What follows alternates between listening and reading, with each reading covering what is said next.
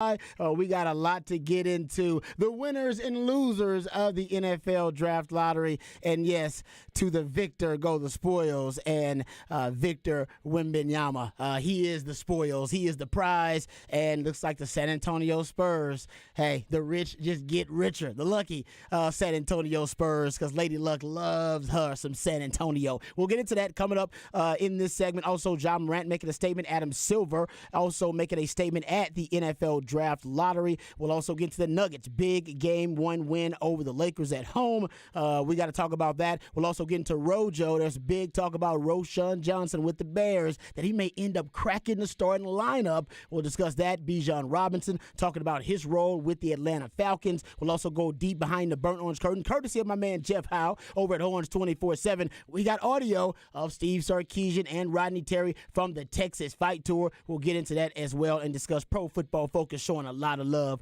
to them Longhorns. We got a lot to get into. Before we do, let's introduce you to the rest of the crew. He was a second-round pick for the Montreal Expos, but a first-round pick for the Austin Radio Network. He originally committed to the University of Texas, but decided to forego the 40 acres and chase his dream and the cheese. Pimping ain't easy, but for this man, it's a breeze. He is the Mike Hardball Hards, ladies and gentlemen. What's going on, brother? Hump Day! Congratulations to San Antonio fans. Dallas Mavericks fans are upset. Houston Rockets fans are upset.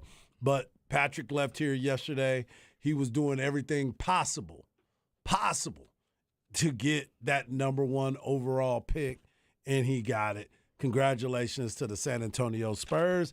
I know that they got free drinks. They got free drinks at a club down there. They said if you start your tab before the draft, you get free drinks all night. So they did a good job down there. But let me talk about my man that sits across from me every single day. He hails from H-Town with the Get Down. He's a lifetime Longhorn and a proud card-carrying member of DBU. Legendary lifetime and now college football Hall of Fame Longhorn Derek Johnson said he was the best cover corner he had ever seen. He's a former NFL DB that still has that passion for film study, but he's not a fan of white condiments. But, of course, he is a fan of you, the listeners. He is my man and yours, Rod Babers. I appreciate that intro as always. CB says I might have said NFL Draft Lottery. If I did, I apologize about that. There's no such thing. I was like, it counts too. And the NBA wins the day. We're talking That's NBA, right. And nobody better to discuss the NBA than the real MVP, one of the hardest working members of the ARN family. He's got a hustler spirit, period. We don't know what he's paid.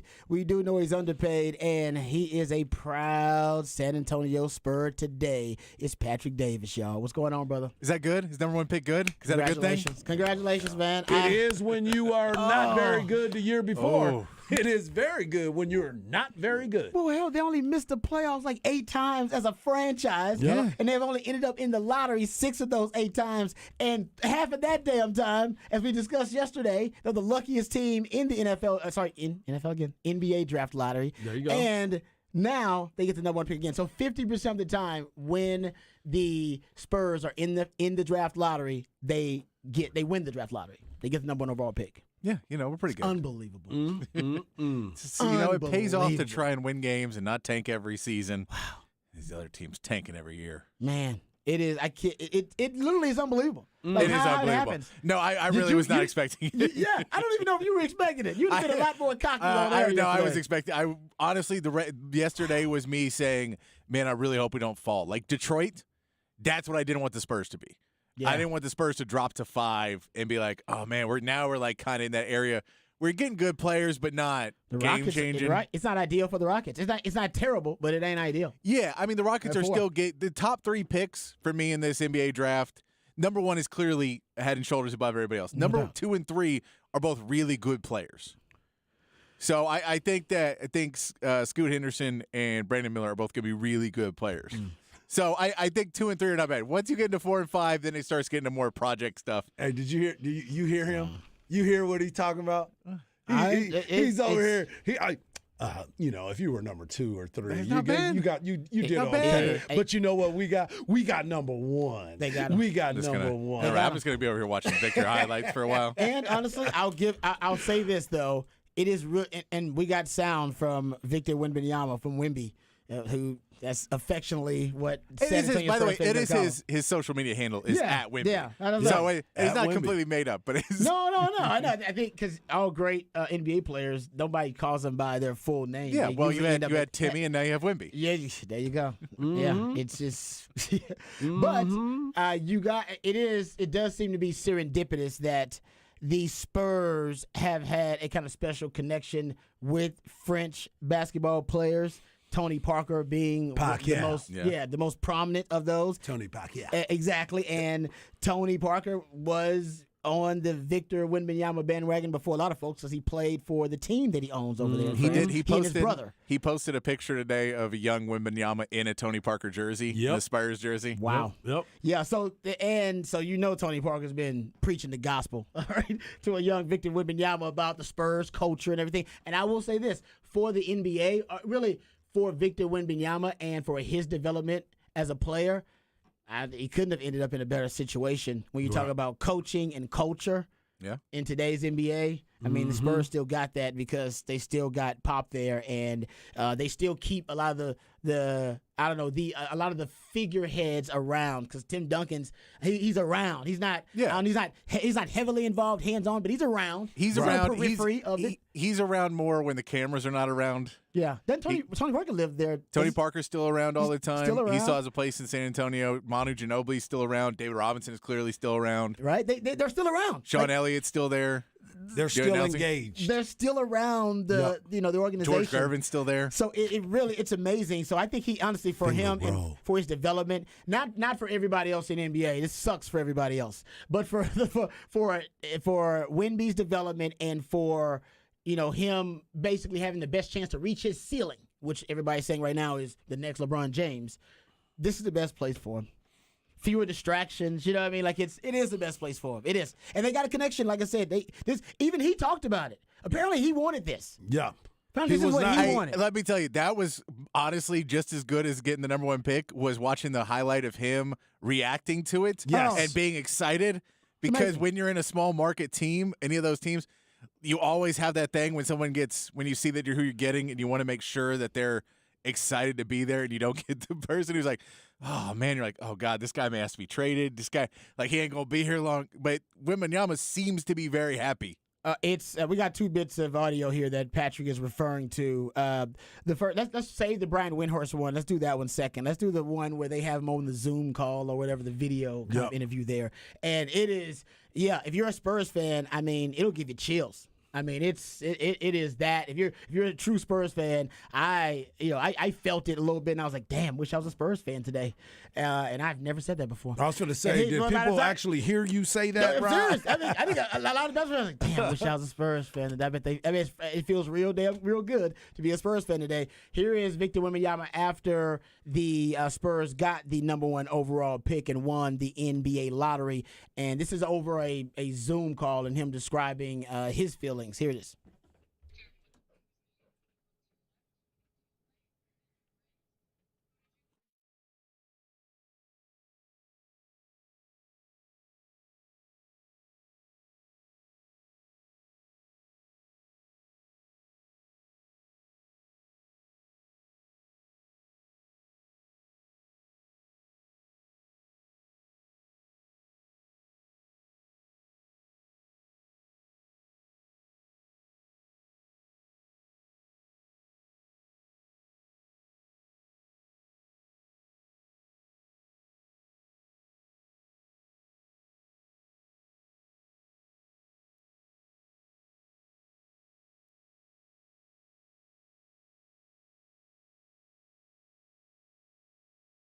Wow. The universe told me. I said it before I went to practice today. What did he say? He wrote it down. I did a video. He did a video. I think of he it. recorded I'm himself. an old man. I think I'm running down. It's amazing. A lot of people like to write stuff down, Rod. Don't feel bad. Nah, that's I old see. man I stuff. see your notes over there. You're good. You're good. No, but to Patrick's point, though, it bodes well for a guy that this is somewhere he wants to be, not somewhere he's going to get drafted to. He Right. wants to be there, and he wants to win championships. The first thing he said was he's ready to win some titles. Yeah, I mean, I think too. It's when you talk we about all say that. You know what I'm saying? When we're the number one pick, That's true. you got to work your way into that kind of stuff. But I felt him. I felt him on that. Go ahead, Patrick. no, but I think the country of France. When you saw it, when you talk about Tony Parker, that was kind of French's first real. Hey, man, we have a all-star player in the NBA, so much of the country fell in love. And then you have a Rudy Gobert that's from there as well. However, when Utah trades Rudy Gobert and blames him for all their problems, they're probably not the biggest Utah Jazz fans ever. That they're like, oh, this guy that they think he ruined the team, and now he's in Minnesota where they don't like him either. We're going to go with a place who loved Tony Parker and put his jersey in the rafters. So that's why the country of France is so much more on the Spurs when there is other good French players in the league. I don't think anyone has embraced a French player quite like San Antonio embraced Tony Parker. Yeah, and Boris Diaw is another one. Oh, Boris Diaw loved because he was friends with Tony Parker. Yep. And when he came in, I remember when he got brought in, it's like, yeah, he's just overweight. He just doesn't want to play where he's at. Like, I think he was in Charlotte and he got cut. And I was like, he's a really, really good player. Like, he's going to help us a lot. And, of course, he did because then he wanted to play basketball again because he's playing for a winning team. And I think that's all Victor Wembanyama is saying is, I want to play for a winning team. Let's not do I mean, when you look at the NBA now and you see Orlando Magic and they're in the lottery year after year, and you see Detroit and they get to pick and they're in the lottery year after year, and you see Houston and they get the picks and they're in the lottery year after year. He's going, look, just don't want to be in the lottery for the next 4 seasons so we can get all the players and be competing. No, I want to be. Let's try and put our foot to the pedal this offseason and let's try and get things. And the Spurs are in a good spot.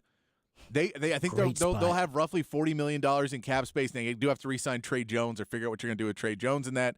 But you also have guys like Devontae Graham and Doug McDermott, some guys like that are around $15 million a year players that you can pretty much move off with give a couple second-round picks to a team to take off. And they're not bad players, but you will give them a second-round pick or something, which the Spurs have tons of second-round picks. You can clear some more cap with those guys as well. Yes, according to this is from Jeff McDonald. According to Spurs Ticket Office, deposits for new season tickets began rolling in minutes after the draft lottery was announced last night. There were 2,000 new season ticket packages ordered within the first 12 hours following the announcement. That's what one of my homeboys who used to be here at the Austin Toros, now he works in the sales department for the Spurs. I text him right after that, and I was like, y'all busy? And he was like, I'm real busy right now. So it just automatically started picking up. I mean, a lot of people were probably holding and waiting, too. They were sitting there waiting to push the button to say, go ahead and upgrade my tickets because I'm waiting to see which pick we get. Yeah. See, if they was listening to the show yesterday, they'd have probably done it because we told y'all it's going to happen. When the Spurs are in the lottery, the research tells you that they usually win the lottery when they're in the lottery. And I can't believe it came to fruition. I'm upset that actually I shouldn't have did that bit yesterday. I should have saved that one in Rod's Rap today. Yeah. That was not cool you at all. You spoke it into existence. I ended up being you Black manifested. I know. You manifested ended up being Black That was when I didn't want to be Black appreciate that, Rod. I appreciate that. It was terrible, but that's the truth. And honestly, it's amazing. And how about this? This comes from The Athletic.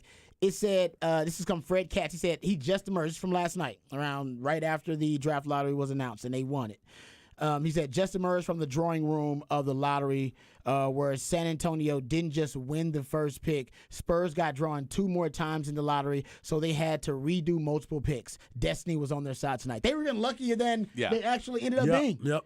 It's crazy. Yeah. Like, the texter said it.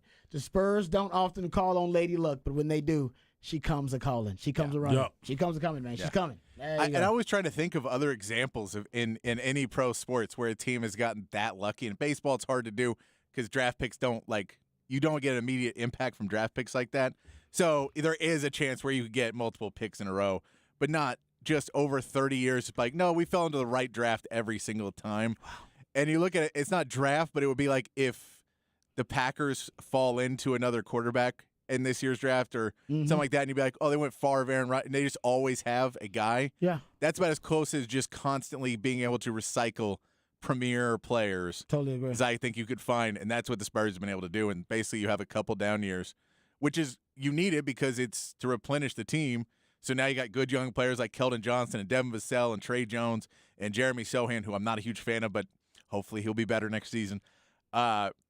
You have a base to now say, can we add some more pieces? Do we use any of these guys in a trade? We have a ton of picks that you can make and put into trade, and you have to put a Doug McDermott or something in there to make salaries equal out.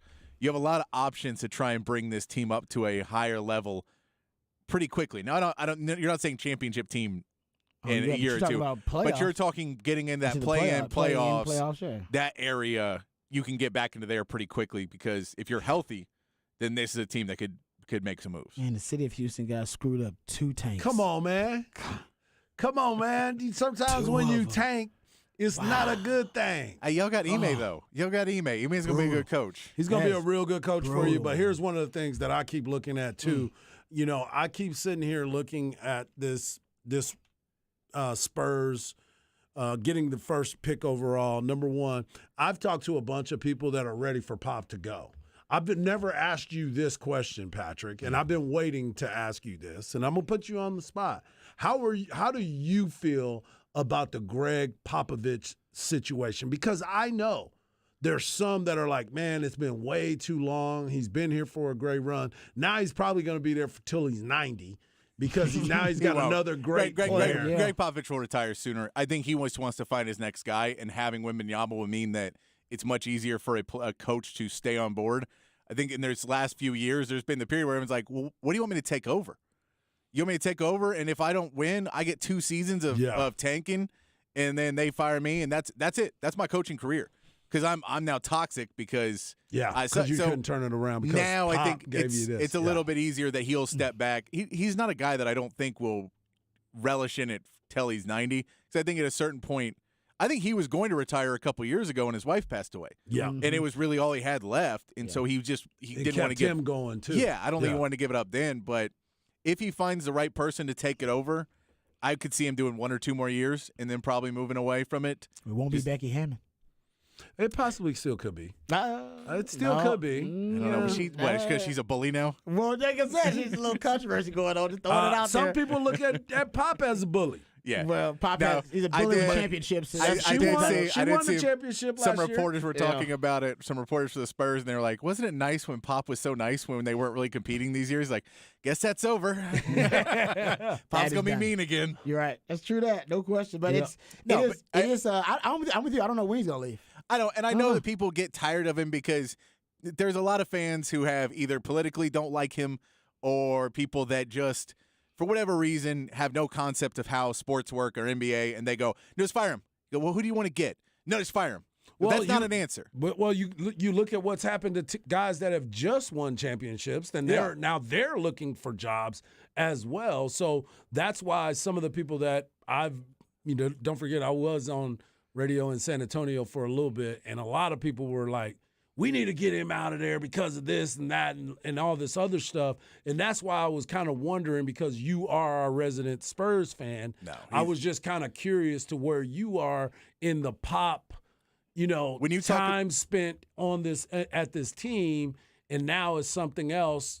Is he going to stick around? What would you say would be the max number of years in your opinion? This isn't fact, but in your opinion, how much longer do you think Pop will want to coach the San Antonio Spurs? I would guess 2 more years. Okay. And then 3 would probably be the max of what I think he would stick around for before he'll still be part of the team and doing, but I think that's when he'll try and start stepping away if he can get him to a good point. But if you look at player development, one of the hardest things to do in the NBA, to get players to develop, get chemistry and culture. Mm-hmm. If you can do those things, right. Popovich does that at a higher level or as high a level as anybody else in the NBA. There's a lot of guys who we see that come in and they go, well, they're good X and O guys, but they have no player development skills. And we see guys that could develop players, but they have no idea what to do with them when they get developed. We see guys that have a bunch of good players on a team, but there's no chemistry and there's no culture. Pop has all of those things. He's put them together. You're adding another piece to that fits into this, a guy who wanted to go to San Antonio, which is pretty rare in today's NBA, in today's world. So you have a lot of pieces where you can go, okay, we have guys here that are bought in. We have a guy who's ready to buy in Victor Wembanyama. Let's see what we can put together with this, and let's see if we can find a coach that Victor Wembanyama is happy with too, and we can kind of roll this all into everyone's happy. This is a long-standing thing, and try and find the next coach who's going to be the coach for the next 15, 20 years. Right. This texter, interesting. He said, speaking of succession, the Yankees had Babe Ruth, Joe DiMaggio, and Mickey Mantle playing center field for them. They went from Babe Ruth straight to DiMaggio, straight to Mantle. Yeah, the stuff that you're talking about with the Spurs is like what the Lakers did. It is, going from and- like Kareem to Magic. Hell, Texas did Don't a little forget bit. Wilt to Exactly, Kareem. yeah, it's great. Exactly, Magic. right? Kept it going. Yeah. And even after that, not too long before they get Shaq, Yes, get Kobe, like yeah. it's just crazy. But then you go look at hell, Texas did it too. I mean, that's how Mac Brown basically got his Hall of Fame career is because he was able to stack a Vince Young and then a Colt McCoy. Yep. And hell, even a Chris Sims before that, but still able to stack those kind of great two all-time great players behind each other. That's really, really tough to do. And and Spurs tougher are than that, definitely gonna do it. keeping him for 15 years. Yeah. Yeah, 'cause that's You the- know, you kept that's David the culture Robinson. fit. That's the culture and the coaching is one thing, but the culture is another one. And the Spurs got both. They Yeah, did. that's why I was curious to how everything was going to play out because when you look at the San Antonio Spurs and going back to your point, he came in, he developed it, he got everybody to buy in. But my biggest question now, you have a guy that's coming in Wembanyama, but how many people want to go to San Antonio as a free agent? Because what they have, yes, they got some solid pieces, but they didn't win a lot of games. And he's not going to be that guy that's going to come in that automatically that you're going to say we're going to win 15 to 20 more games off the rip. No. It's going to be tough because he's not that imposing type of figure. He's huge. But that's always been the case though, and they became a dynastic team without it. That's always been really their kind of a organizational weakness is that the market wise they're not what I call a glamour market. But can they do that now that they got a guy like that? That's what I'm asking. definitely Yeah, could. I mean, but that's They still kind could of do where it. you're at. You don't necessarily need to bring in the next biggest star. Yeah. No. You need to bring in guys that will help out and be pieces around Wimby. it. And again, last year, there was a lot of injuries, and they kind of let guys heal up a little bit longer. You know, I'm not saying they're tanking, but they let guys heal up a little bit longer. So like a Devin Vassell missed You can admit it now that y'all won. Now that y'all You got still don't want to admit they taking. he's You trying to- can admit y'all were taking. It's okay, Devin Patrick. Vassell and Trey He's Jones like, missed some more I'm not weeks. saying they were taking. They were not What you taking. talking about? It was just an Everybody knows off You season. got the number one pick now, You bro. already You won. can say it now. It's okay. No, guys, we just okay. had an off season, just an off season, some injuries. It's all right. But no tanking went on. No I tanking. love it. I Look, love I don't it. want to get fined like the Mavs now. Yeah, I got it. The Mavs who got it. tanked, kept paying all that money to get the 10th pick in the draft. Hey, they got to keep it, though. They got to keep it. Yeah. That's true. So I don't it's know. Like, actually a win Mavs for fans them. are upset. They're like, we didn't get the number one. You're like, you knew you weren't, right? Yeah. You just needed to keep your number 10. Yeah. Yeah, That's all you needed. They've never had great like lottery luck. That Luka was their kind of lottery luck, Yeah. if you will. Other than that, they haven't had No, but lottery they luck. they drafted Jason Kidd. Yeah. And hey, we can say not lottery luck, but draft luck. They traded tractor trailer for Dirk Nowitzki at the draft. There's a- In a draft draft day luck trade. is- yeah. And boy, that was a massive swap right there. Now, you're talking about now the state of Texas is going to have potentially 2 top 5 players in a few years. I mean, let's. All I right. don't know how long it's going to take Wemby to get there, but I'm saying just theoretically right now. Yes. With Luka being Luka, and Luka And no, still. and if the next the 5 Mavs years- don't screw it up, Yeah, by the way. and again, So Luka may not be Mavs in don't Dallas screw in it 5 up. years. Yeah. So, Yeah. Yeah, so hey, Luka may come to the Spurs in a few years. Who knows?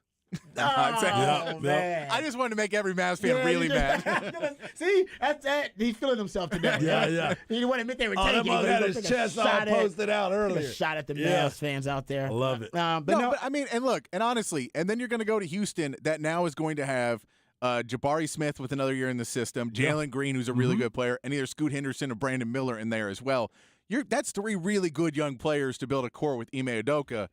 That if you can get more out of Jalen Green and Jabari Smith, and what that rookie comes in and plays well, that could make that. I mean, like honestly, they're pushing to where they're going to be competing in that second spot in Texas if Luka does not step up and they don't get some more help in Dallas.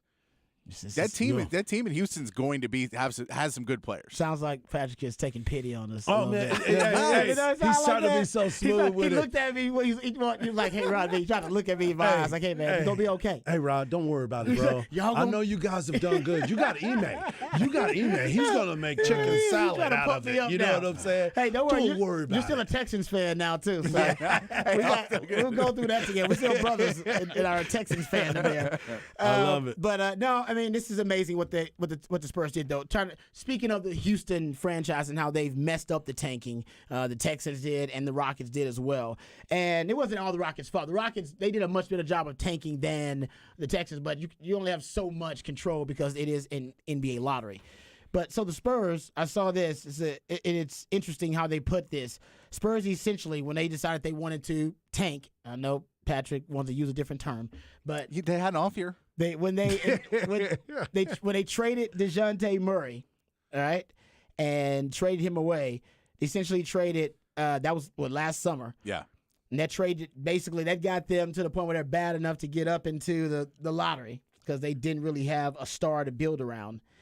And that ended up being Wemby, because they're still going to draft, number 1 overall. 2 first-round picks that were unprotected. 1 protected first-round pick. That was Charlotte's pick in 25 or 26. And 1 protected pick swap with the Hawks in 2026. Yeah. No, they still have a One guy. Wow. It's unbelievable, man. That's fan. I'm envious. Like I'm just a little jealous. No, and I mean, the Spurs still have a Toronto pick coming up from the Kawhi trade. They still have. Yeah. I mean, they still have some other picks. That's a top 6 protected. You hear how he's talking, Ron? I know, but this is what you have to remember. It's helping them build. When you rebuild, and when you say, "Hey, if we need to make some moves, we have first round picks that are." You can go, hey, do you want the Spurs one? Do you think we're not going to be good? Or do you want this Toronto? You think they're not? You got the Bulls first in 2025. Yeah. Top of 10 protected. Or top 8 in 26, 27, depending on what they You got another Boston one coming up? No, because you made a lot of these moves where you knew, hey, if we can get down there and if we can get a couple pieces, then we can start to build more and more and more, and you can trade those pieces off. That's why also you get a ton of second-round picks, because second-round picks aren't really that valuable until you have 20 of them. Oh, man, look at this text. This text is painful. Said Texas had 2 top 5 NBA players in the mid-'90s, Robinson and Olajuwon. Come on, Rod. I'm not saying they didn't. This must be a Rockets fan. No. In the year that David won I never said they didn't. I'm in just '95 saying, they did. It's because possible. '95 was when David won the MVP. Yeah. And Olajuwon was a top 5 player that year too. So yes, in '95 they did. Yeah. David was not always a top 5 player in the NBA. I wasn't saying that they did. I'm just saying that you got a chance for it to happen. Now. No, you have a very good chance to see those matchups of Luka and Wemby guarding Luka on the perimeter and those two going at each other, because you're going to see pick and rolls and switches. We've seen it. We saw it last night with Anthony Davis. People keep trying to put him out on the perimeter and stuff like that. So you see those pick and rolls. You're going to see matchups like that in Texas 4 times a year. Yeah. No, it's gonna. Like I said, it's gonna be really fun to watch. Wemby develop, and I can't wait to see.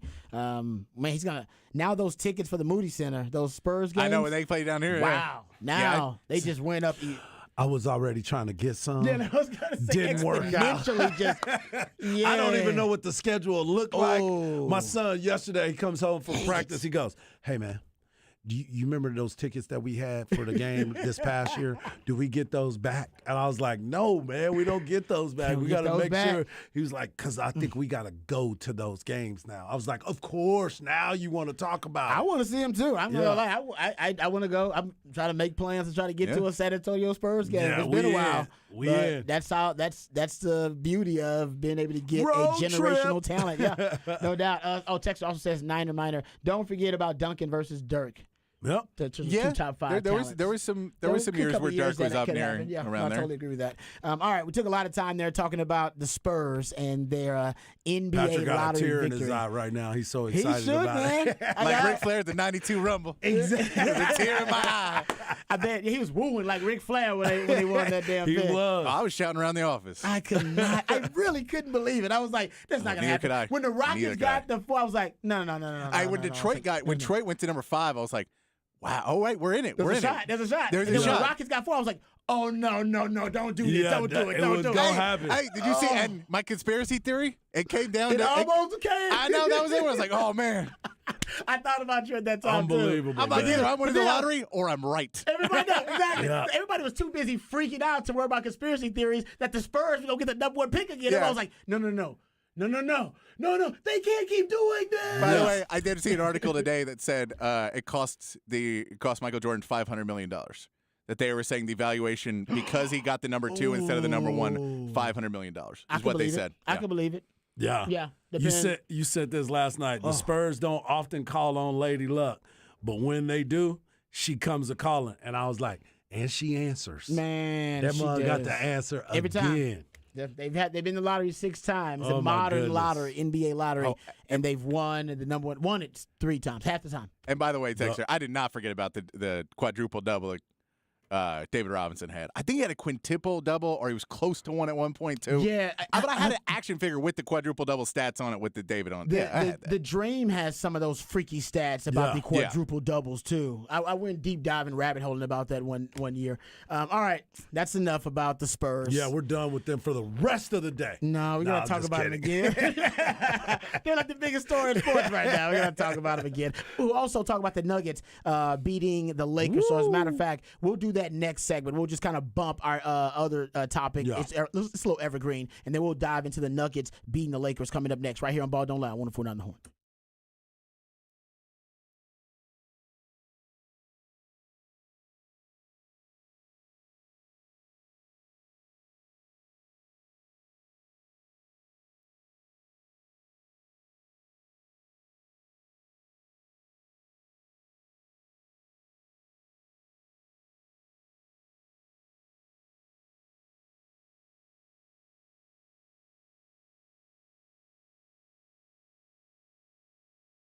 Hey, what's up, folks? Lifetime Longhorn Rod Babers here. We're always talking about the San Antonio Spurs. We're talking about one of the great organizations here in the state of Texas. Well, how about another great organization right here in the state of Texas? We're talking about Ironworkers Local 482. They've been helping shape this great city since 1935. You see the labors of their love all over this great city in iconic landmarks like DKR Stadium and the Pennybacker Bridge. And as our city continues to grow and thrive, so do our friends over at Ironworkers Local Union 482. They don't go to the office, they build it. So if you're looking for an exciting new career, you want something fresh, you want something new, something that will challenge you, how about becoming a member of Ironworkers Local 482? And you can accept the challenge of becoming the best version of yourself while helping shape Austin's economic development. Right now, they're hiring over 3,000 people. That's right, over 3,000 people for a huge project right here in Central Texas. And you can become a member of Ironworkers Local 482 and take pride in the type of teamwork and craftsmanship that helps shape the future of our great city. Maximize your potential and be your best self today. To apply, simply go to ironworkers482.org. That's ironworkers482.org.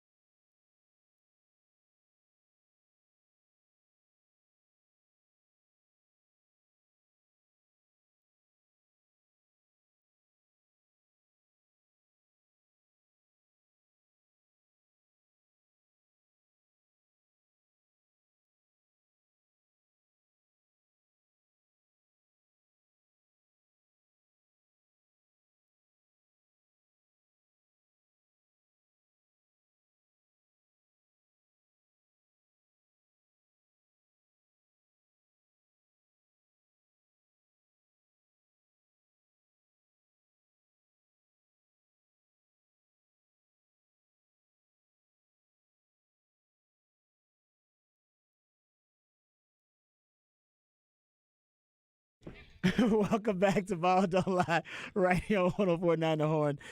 Usually, Harge is pretty good at getting an initial feel for our midweek movie music editions of Ball Don't Lie. That's when Patrick takes songs from a soundtrack, plays those songs for us, and based on these selections, Harge and I are supposed to gather clues and hints that lead us to the featured film of midweek movie music. And he just said he was lost. He's only lost now, but the second one, usually he'll have a little better feel for it. Yeah, because I'm not feeling this at all. Well, in terms of the era, I'm talking about that time it could be a frame, period piece, yeah. Text line already got it. What? Damn. Text line already got it. Now, this isn't a dead giveaway because none of the songs in this are a dead giveaway until I tell you what scenes they're in, and then you're like, oh, yeah. Is it like Back to the Future or something? It is not, no. But wait a minute. This song right here, Someone got it already. somebody's already answered it. Yes. Oh, my goodness. Have I seen this movie? I would assume so, yes. You would. He was. I don't know for sure, but I would assume so. Oh man, really? Okay. Oh wow. Okay. We'll see if the next one. The next one's, I'll give you, it's another one that if you remember the scene, you'll remember it. Ooh. Okay. Yeah, like 3 people have already got it on the text line. Damn. Man. We're slow. Come on, Harsh. I'm not even in the same You didn't even close. area code. Yeah, that all right. Because I was thinking I was Trying going to hear to something like embarrass Fast and ourselves. Furious. And that is sick because that's coming out. It's coming out soon. So I thought he was going to give me some Fast and Furious. You That already right there, mindset? as soon as that You were I predetermined. was already like, okay, Fast and what Furious. movies are coming out this week? What movie can I get I can tell you prepared? what movie it's not. Yeah. Fast and Furious. I can assure you it's not that. That's Oh, you don't think that Vin Diesel's driving in his car listening to that? well, I think I got this. you the one that introduced me to the Vin Diesel music. That's right, like, the catalog. Yeah, basically. His By the way, discography. let me give you another fun fact about Fast and Furious that you don't remember. Do you know what the name of the main race in Fast and Furious is that they always do? Oh no. It's That's called, dope. it's That's called dope. Race Wars. Oh, Race Wars. Yeah, which that's not seems like fun. not a great name to continue Well- through 8 movies. Well, especially since the first movie. Yeah, like was the in a first one I get- different. It was in a different time in America. Yeah. Where these weren't as polarizing. Yeah, and, seems like I wouldn't call my main event of my movie the Race Wars anymore. It seems like That's you a great should- point. More enlightened. Yeah, I agree. Something more enlightened. Yeah, and it's easy to change. It's not like anybody remembers what it is. No, but no you're- one remembers, you're but when you hear insistent. it, it is jarring. So you tell me even on the latest one, they gonna call it Race Wars? I think they stopped in 9, Thank you. but I think they did it up until at least 8. Little I late. think Little late. they may still be doing it. I don't know. Wow. Yeah, they're. I did not know. Yeah, I did not know that either. Wow. Oh, wait till Black Twitter hears about that one. All right, let's get Oh to- man, yeah, the text line's blowing up with this. By They the way, blew it. Got it. They all all right. I wouldn't have thought that was a dead giveaway, but I mean, I know the scene, but I wouldn't have made the connection right away. So, are we talking about a Quentin Tarantino film? No. Okay. So I'm I'm like, just trying to figure I was going to out. say, I thought you was helping me. Thank you. No. I was like, you throwing stuff out there. I'm like, okay, let me think about who Now it I'm is. totally thrown off. All right, Yeah. we'll try to do better next time. Thank you, Specs Text Line, for proving once again listeners Yeah. are smarter than And we we are. can't see it. All right, let's get to the game last night, gentlemen. 132-126 win for the Denver Nuggets. But, man, it was, at first, how about tale of two halves? At first, the first half was dominated by the Nuggets. I mean, they scored 72 points on 50 first half possessions against the best defense, what has been the best defense in the playoffs, the Lakers, and Jokic was unstoppable in the first half. 19 points, 16 rebounds, and 7 assists on his way to 34, 21, and 14, his 6th triple-double of the playoffs. But in that first half, guys, that 19, 16, and 7 mark, basically that hasn't been done in the playoffs, first of all, in 25 years. And in the playoffs, there have been 4 of those types of triple doubles, the 30-20 triple doubles, and he has 2 of them. And Wilt and Kareem have the other ones. Yeah, those are some very special names Whoa. that are playing a very special position. And the conversation we had yesterday was who is going to be able to stop Jokic. Well, Anthony Davis tried his best to match Jokic yesterday. He did. He did everything He he had 40 and possibly 10. could. He went out there and he balled out. He did everything he could possibly do. And the adjustments that was made after the third quarter, where they put Hachimura, what's his name? Hachimura. On him, kind of disrupted him a little bit. It did. But he was still getting assists. He was still doing other things to help his team. He may not have scored as many points as everyone thought he was going to in the fourth quarter, but he was still effective because he was getting rebounds. He was extending their chances with second chance opportunities. He was moving the ball around. And we said it yesterday before we left. I said, what is going to be the answer for Michael Porter Jr.? What is going to be the answer for Aaron Gordon?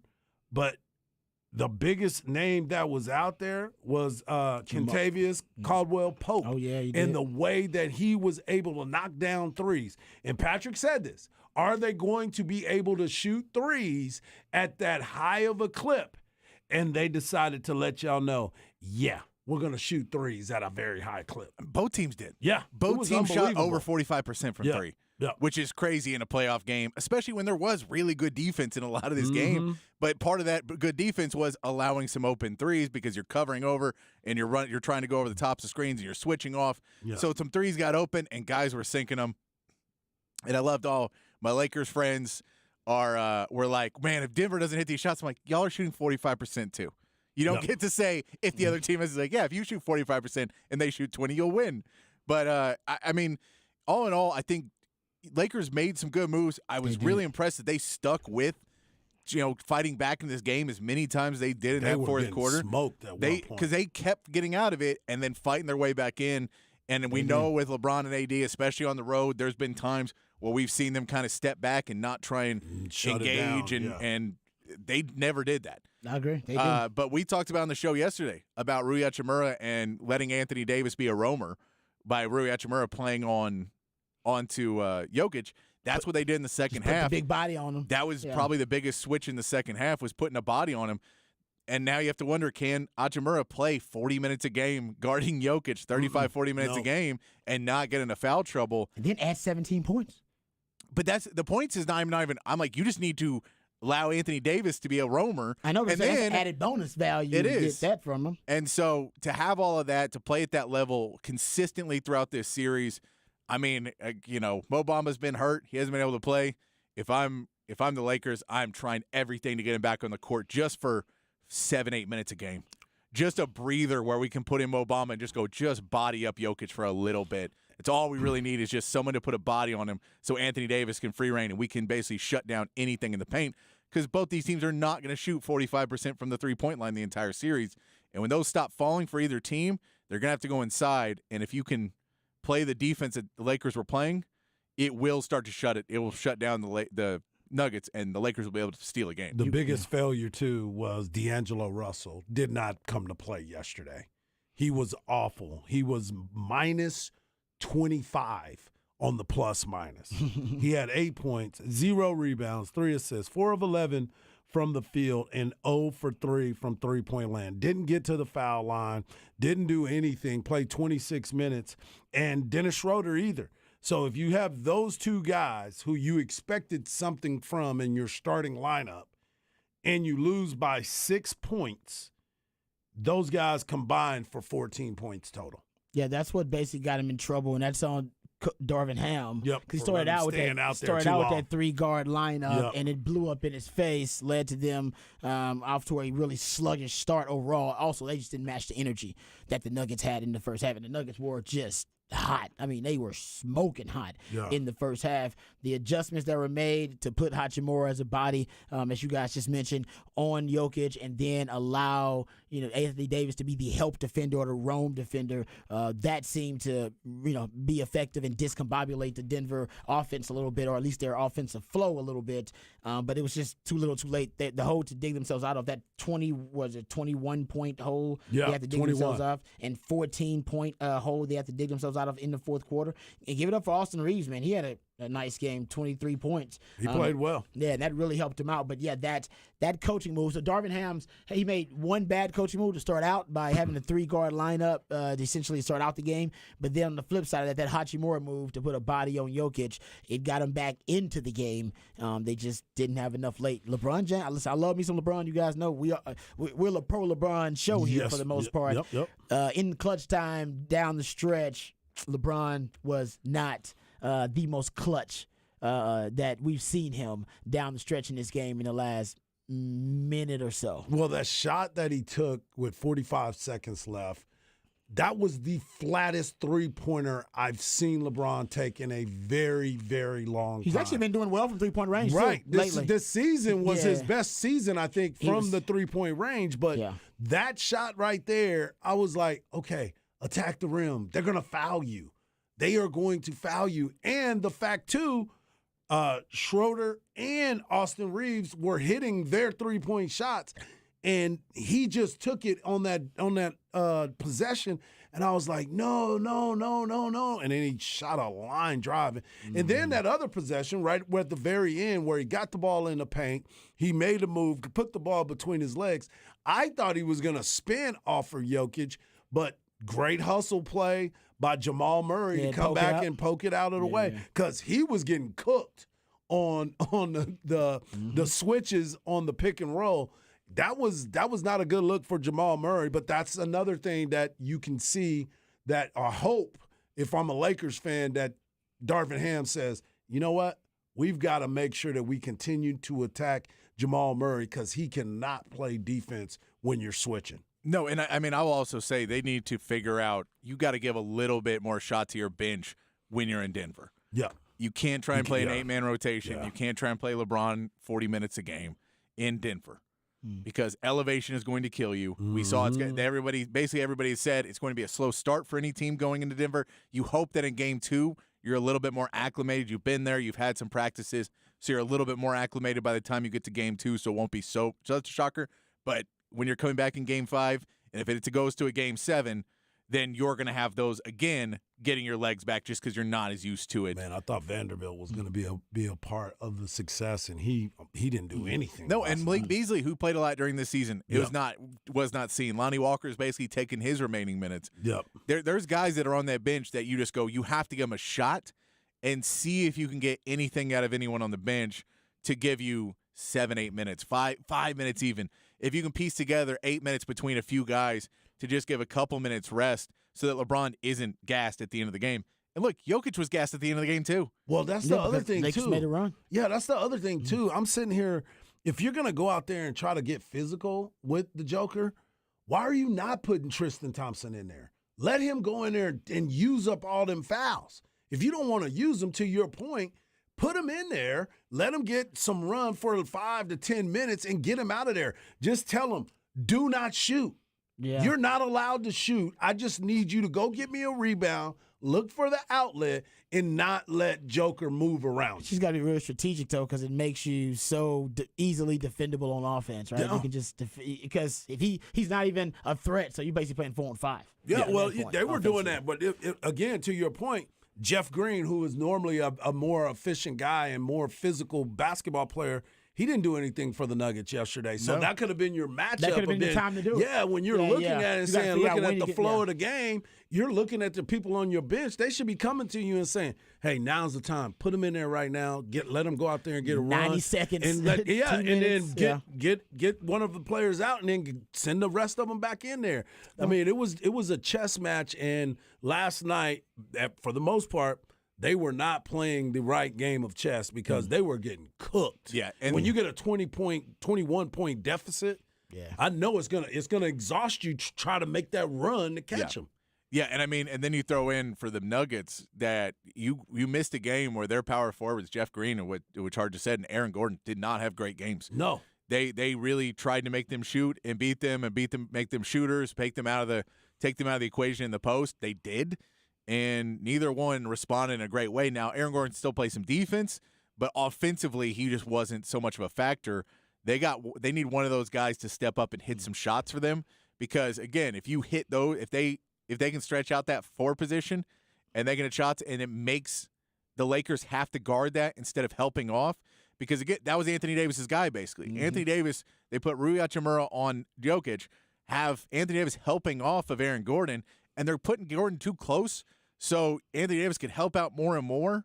You have to be able to stretch out that 4. And if Anthony Davis doesn't want to guard and they want to play 2 bigs, you have to be able to make them pay on the offensive end, and they just weren't able to do that in the game. And I get defensively it's hard, because if you play Anthony Davis and Rui Hachimura and you're trying to play small as the Nuggets, you're going to get cooked because then it's just Jokic trying to guard two big guys in the middle, and you get him in foul trouble. You get him to where he's tired out because he's not the best defender in the league. So I get that there's issues of why you don't want to go small, but I think in this series you could see at points, if Aaron Gordon's struggling like this, that the Nuggets will go small for a little bit just to basically throw off the Lakers where they're just hitting threes on them and cooking them, and what are you going to do? Yeah. All right, all right, good breakdown. We'll come back. We'll get to the flex on the other side right here on Ball Don't Lie, 104.9 Horn.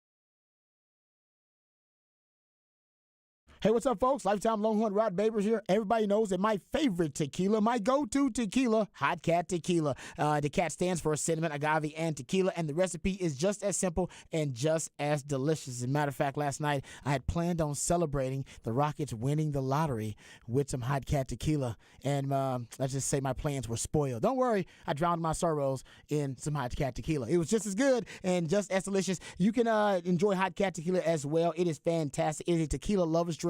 And if you're not a fan of tequila, well, Hot Cat Tequila will make you a fan of tequila. It will turn any event into a party, and every party feels like a celebration. So celebrate and turn up with Hot Cat Tequila. And once you try Hot Cat, you'll never, ever go back to that old cinnamon whiskey or that cheap tequila you were ordering rounds of when you were just trying to get the party started. Turn up your party with Hot Cat Tequila. It's the perfect way to pregame for all the big games, concerts, festivals, or any night on the town with family and friends. Hot Cat Tequila is best served cold for a quick round of shots or to sip on the rocks. So visit Cat Tequila, that's cattequila.com, to find a store near you that sells Hot Cat Tequila, or find a bar near you that serves Hot Cat Tequila. Toast and turn up with Hot Cat Tequila.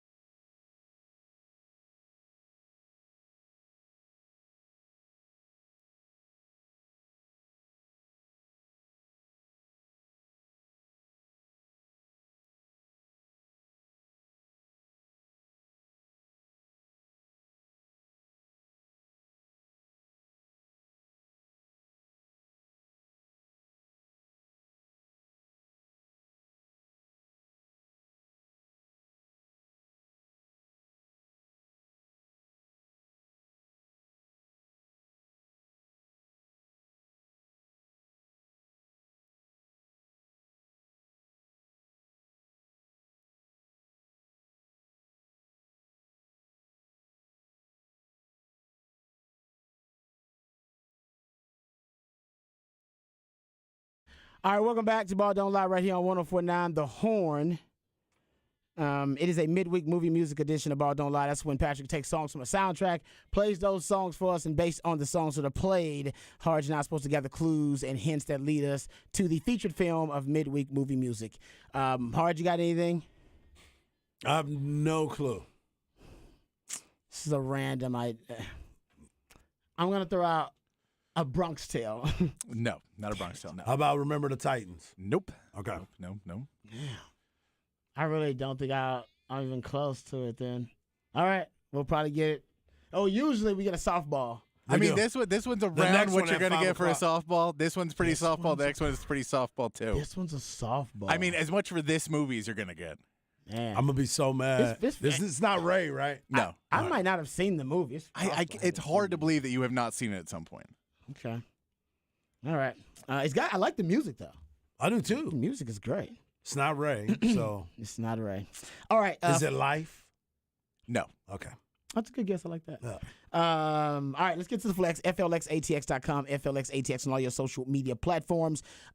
Speaking of the flex, go there. You can check out the schedules for the 7-on-7 tournaments that are starting up the 20th, actually, I believe. So this weekend. And you can go get the schedules up there at FLXATX.com. Also, speaking of the Flex Crew, the Wednesday night flex will be coming up right after Ball Don't Lie is done. So you can stick around for the Flex Crew. I'm not sure who's going to be here, but Zach Lucero always chips in. Cameron always chipping in, doing a great job. Nolan and Seed always chipping in. Those guys do a great job with the flex. So That's right. looking forward to that. And shout out to out. Vandergrift's women's golf team. They won the 6A state championship. They won it in Georgetown. Great effort right there for them to be able to win the state championship for 6A. You know, if you're playing in 6A, it's going to be a tough road to hoe, and that's exactly what they did. Vandergrift is the state champion in 6A golf. Also coming up in the Hard Knocks Life in 4:30, that's right. we're going to have Coach JT Blair of Westlake Baseball. He's going to join us to preview their big matchup against the Round Rock Dragons. We're going to try to get Coach Carter on tomorrow. He told me that his schedule is going to be kind of tight because it's going to be a game day, but I'm going to do everything I possibly can to get them on. We also have Cedar Park taking on Rouse. There's a lot of, like, Travis is still in it. There's going to be a lot, Georgetown. There's going to be a lot of baseball going on, so make sure you get out there and check it out. And everybody's chasing that championship, Chasing man. that title, That's what we're man. all about. Damn right. All right, looking forward to that coming up in Harsh Knock Live. We'll come up next. We'll get into some audio. Speaking of Texas championships, Sark is trying to get a championship here to Texas, and he was on the Texas Fight Tour. He was in H-Town. My man Jeff Howe of Horns 24/7 got us some audio, so we'll hear from the head coach on the other side right here on Ball Don't Lie on 104.9 The Horn.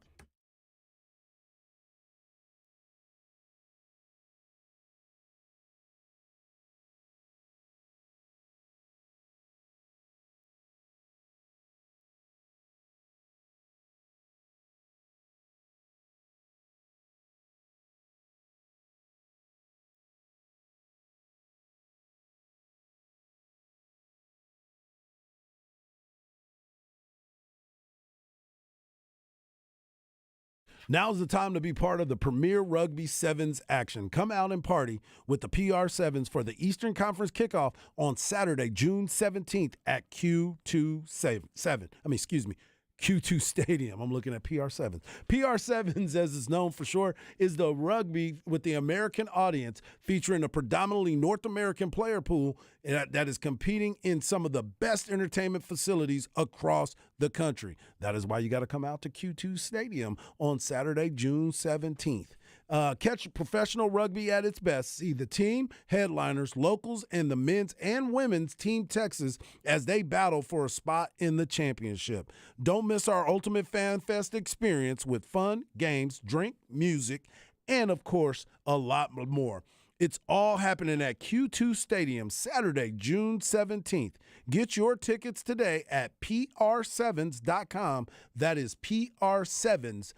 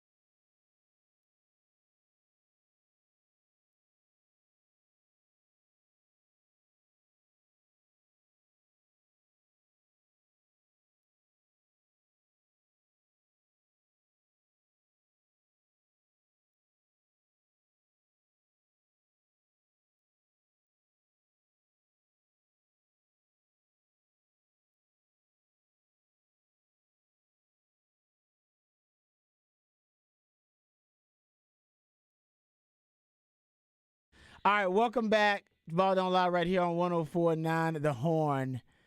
Okay, that's interesting, man. This is quite a shift from the first two songs. I'll tell you, this guy played like multiple songs in the movie. All right, midweek movie music edition of Ball Don't Lie. That's when Patrick takes jams from a soundtrack, and then based on those selections that are played, Harj and I are supposed to gather clues and hints that lead us to the featured film of midweek movie music. Harj? No chance. No chance. Would it help you if I tell you who this is? This might give you. I don't know if it's full hint. Go ahead. This is Jeff Healey. Yeah, that does. Do you know what movie Jeff Healey was in? Nope.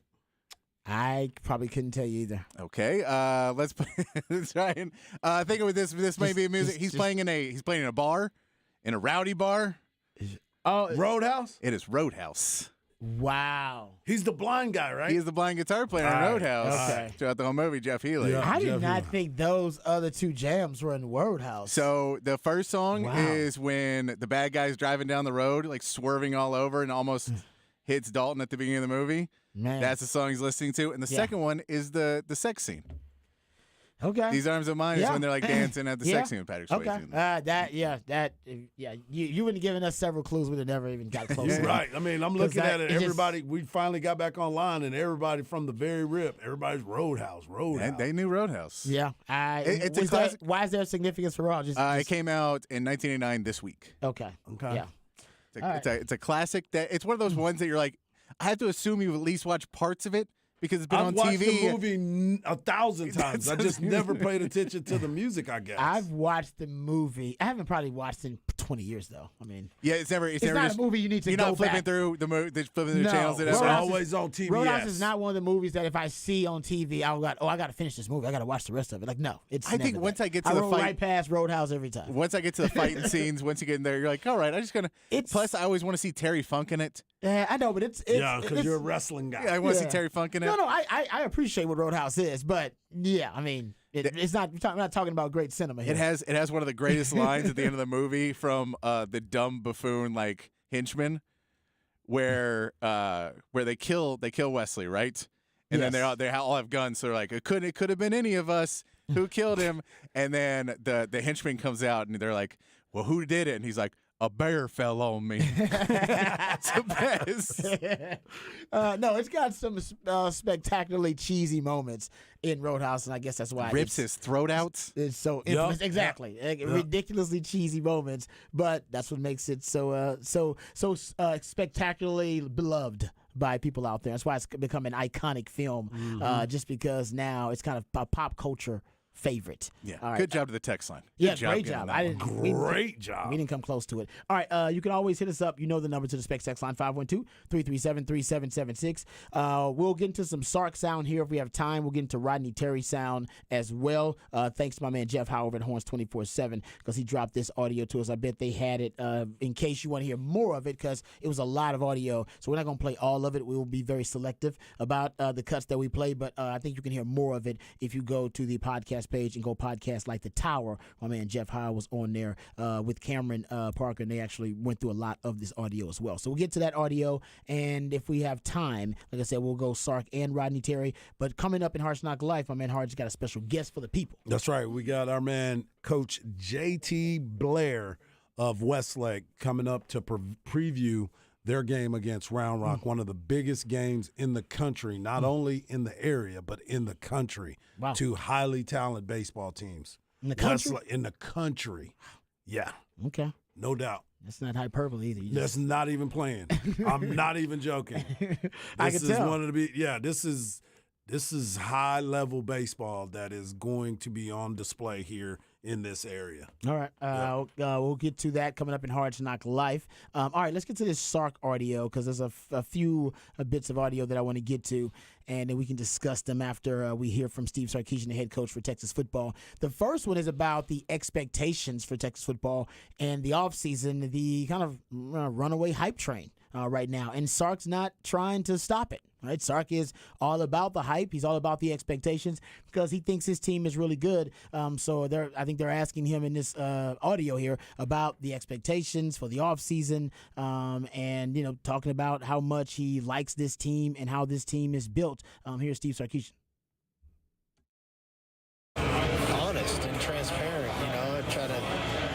talk about the things that we're focused on and what we're doing. I try to talk about the strengths of the team and what we're trying to lean into, and then areas where we need to improve. And it's not trying to be boastful. I'm just trying to. I feel pretty good about our team. We got plenty of work to do, but from where we've been from January to this point, the roster we have, the staff continuity, the culture that we've developed, the depth at position groups, those are all really good things to have in your program. Now we got to put it all together, right? That's the next phase of this thing. But I feel good about the team and the team we have, and just the structure of the organization, the people that are in place. All right, that's Steve Sarkisian basically saying, I ain't bragging. I mean, Right. I think people are starting to think, and maybe he's kind of maybe Steve Sarkisian is calling his shot. Maybe he's a bit braggadocious about this team. Not at all. He's saying, no, I'm just being really frank and matter of fact and forthcoming and telling you I like this team. This is exactly the kind of team that I would have constructed. I was, as a head coach now and as kind of the CEO of this football program, I was able to be very hands-on about building and constructing every part of this roster. And he's basically telling you, yeah, I have high expectations too. I think we're going to be a really, really good team. I'm glad he's not shying away from that. Right. Here in Texas, you can't shy away from that. Well, and the simple fact, too, of the way that he was going about his business is he finally has looked at his team in the light in which he walks in.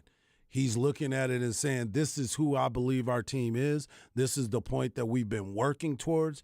And now it's time for us to take that next step. So, yeah, I mean, you got the quarterback in place. You got wide receivers. We talked about the returning letterman or starters on this team. The only two places that he's missing is the running back position. And, I mean, that's huge to feel. But remember last year, they were a few plays away on multiple games from going to another level. Let's be fair, though. They were also close to dropping to another level, too. I'm not trying to be pessimistic. No, I understand. appreciate that. This is a glass half full, glass half empty conversation. Yes, they were very close to beating Bama. Should have beat Bama. Yep. Hell, you basically had a game-winning drive for Texas Tech that ended up not being a game-winning drive, or at least a game-tying drive, and then we had the fumble by Bijan, which how often have we seen that happen? How uncharacteristic was that of Bijan? Exactly. So you were very close to winning that game. We talk about the Oklahoma State game all the time. Mm-hmm. That's probably a game you should have won because Oklahoma State was on a downward spiral at the time. Yep. But, hey, actually, there's some sound about that Baylor game later on that we'll get to. Matter of fact, this is kind of a perfect time to get into it. This is actually kind of what you're talking about too, Harj. And I'm glad Jeff Howe asked the question because they were very close to, like I said, beating Bama, and they could have easily beat Texas Tech. And then you're talking about double-digit wins. But also, let's not forget the K-State win. It comes because the Keandre Coburn has the big play at the end of the game.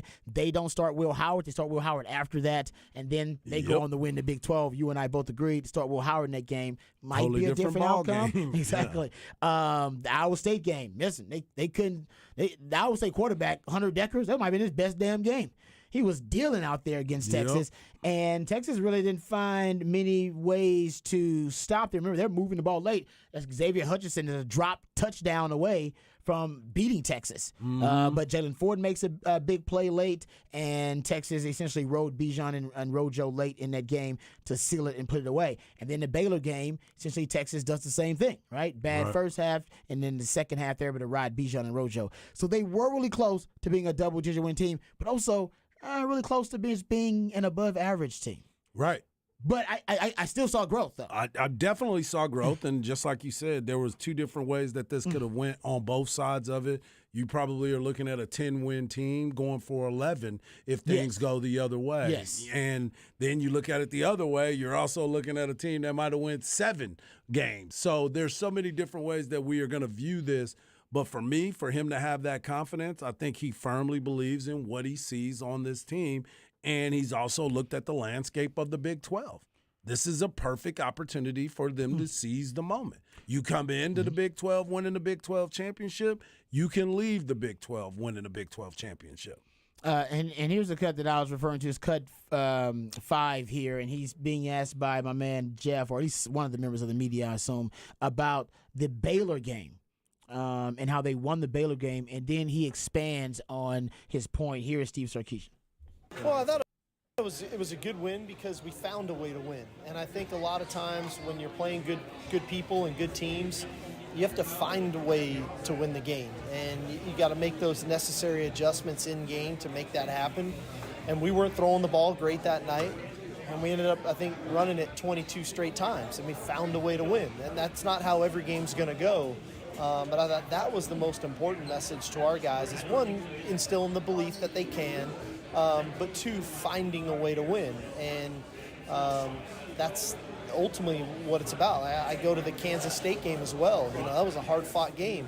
We found a way to win the game. We found a way to get a turnover at a critical moment. Like, that's what really good teams do. And that's why I say I felt like we made a lot of progress in that we didn't find a way to do that in year one.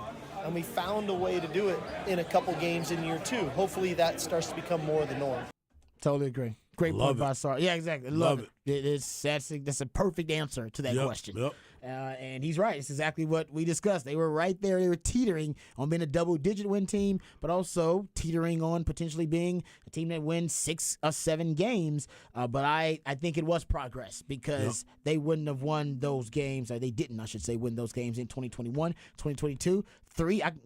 Baylor game, Iowa State, and K-State, to me, were all like that, where Texas just kind of found a way to pull out the game late. You could argue that the opponent made some bad decisions, whether it be not starting Will Howard, to drop by Xavier Hutchinson. Doesn't matter. Still got to find a way to win those games. Okay, here's the another cut from Steve Sarkisian.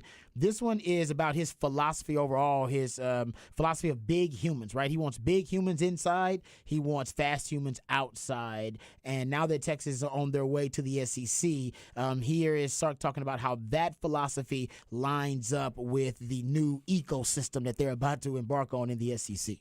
I think that's a good point. I was going to say that. You took the words out of my mouth.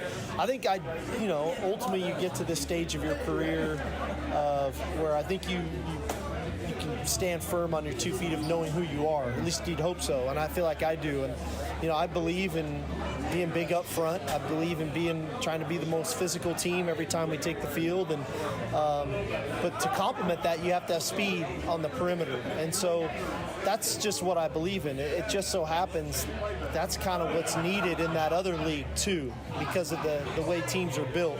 But I think it's a formula for success in whatever league that you play in, from Little League to the NFL. It just seems like if you're big up front, you got really skilled speed athletes, and you've got good quarterback play, you always got to give yourself a chance to win football games.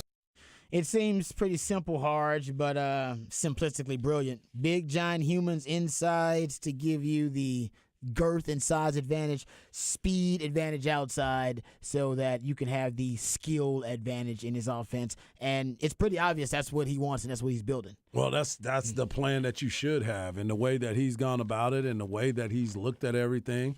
And to your point, he's figured some things out for him to be able to have this confidence. I mean, you don't walk out there and say that, because we've seen him on the sideline talking about, guys, we are bad. And now he's at the point where he's starting to believe in his team, to where he's like, okay, let's get this figured out and see what we can do next to make sure that as we make this transition that we've heard on the pivot, he was talking about it. I'm going to where you guys came from. Mm-hmm. I need to make sure that we can go out there and compete. And now he feels like he's put together a group that he can compete with. So that's huge for him. Yeah, it's interesting because I think he wants to emphasize that philosophy even more. I think this year, one of my Black Stradamus predictions, you're going to see more of that 6-0 line package, what I call kind of the bully ball package. They call it Big 12 and Big 11, depending on what the personnel group in. But they just add a 6th offensive lineman to the package. You saw it last year. We saw it in different spurts, and they really like to do it with Andre Carrick. I think you're going to see more of it. Last year's about 15%. I think you're going to see it probably close to 25%, maybe even 30%. According to the coaching clinics that I've watched of Kyle Flood, he says they want to be in that package 30 to 40% of the time, ideally, which is kind of wild to me considering. But if you think about it, you're like, surplus, yeah, exactly. When you have a surplus of great offensive linemen, which Texas actually has right now, why wouldn't you just give yourself a size advantage? That may solve the issue they have in the run game right now, being able to add some juice to the running game without a Bijan and without a Rojo. Yeah. As well. So throwing that I'm out with there. that. All right. So we got some more Sox on. We'll get back to that in the top of the 6 o'clock, and we'll also get back to it. We talk about Texas basketball a little bit because Rodney Terry also was a part of that Texas Fight Tour. We have some Rodney Terry sound that we'll get to in the top of the 6 o'clock. And I'll talk some Texas football in Rod's Round of the Day if we don't get a chance to get back to that, because I got some topics that we'll get to. Rojo actually getting a lot of love from the Bears. Bijan describing how he's going to be utilized by the Atlanta Falcons. So I'll get you your Texas Longhorn fix in Rod's Round of the Day if we don't get back around to it. All right, what you got coming up for the people in Hard Knock Life? We got Coach J.T. Blair of the Westlake Chaparrals baseball team as they prepare for their big contest against the Round Rock Dragons. They got Round Rock, then they play at Westlake on Friday, and then they may, if they go to Game 3, it will be at Concordia University. So there's a big-time baseball games going on starting tomorrow. All right, talking some hardball with my man Hardball coming up in Hard Knock Life right here on Ball Don't Lie on 104.9 The Horn.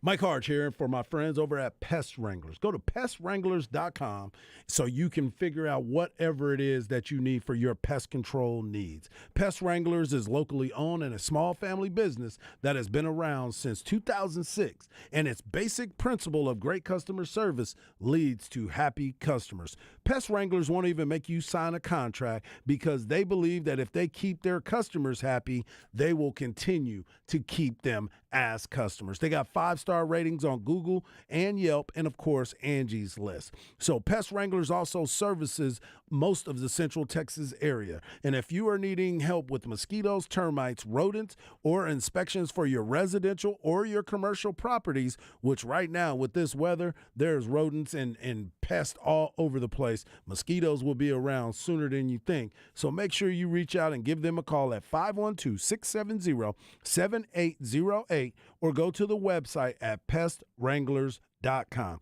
My pest of the week, I told you about him before, is Dylan Campbell. He's continued that 30-game hitting streak, and he's also been only caught stealing one time. And I'm not talking about in the streets. I'm talking about on the bases. My man has been doing his thing. So go to pestwranglers.com.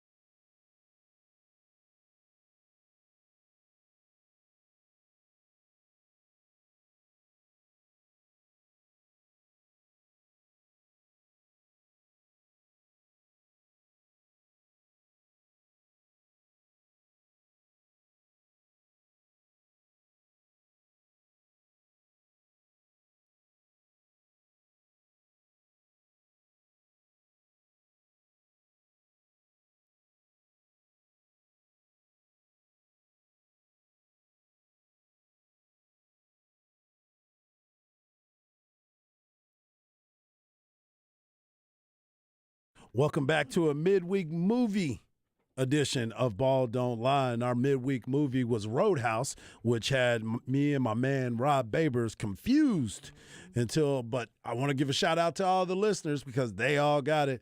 And me and Rob were sitting here trying to figure it out. And it's a movie that I actually watch. I watch it when I'm flipping through. TBS has it on all the time. They do have it on all the time. They love Roadhouse. They yes. do love Roadhouse. It's the Roadhouse Network. Exactly.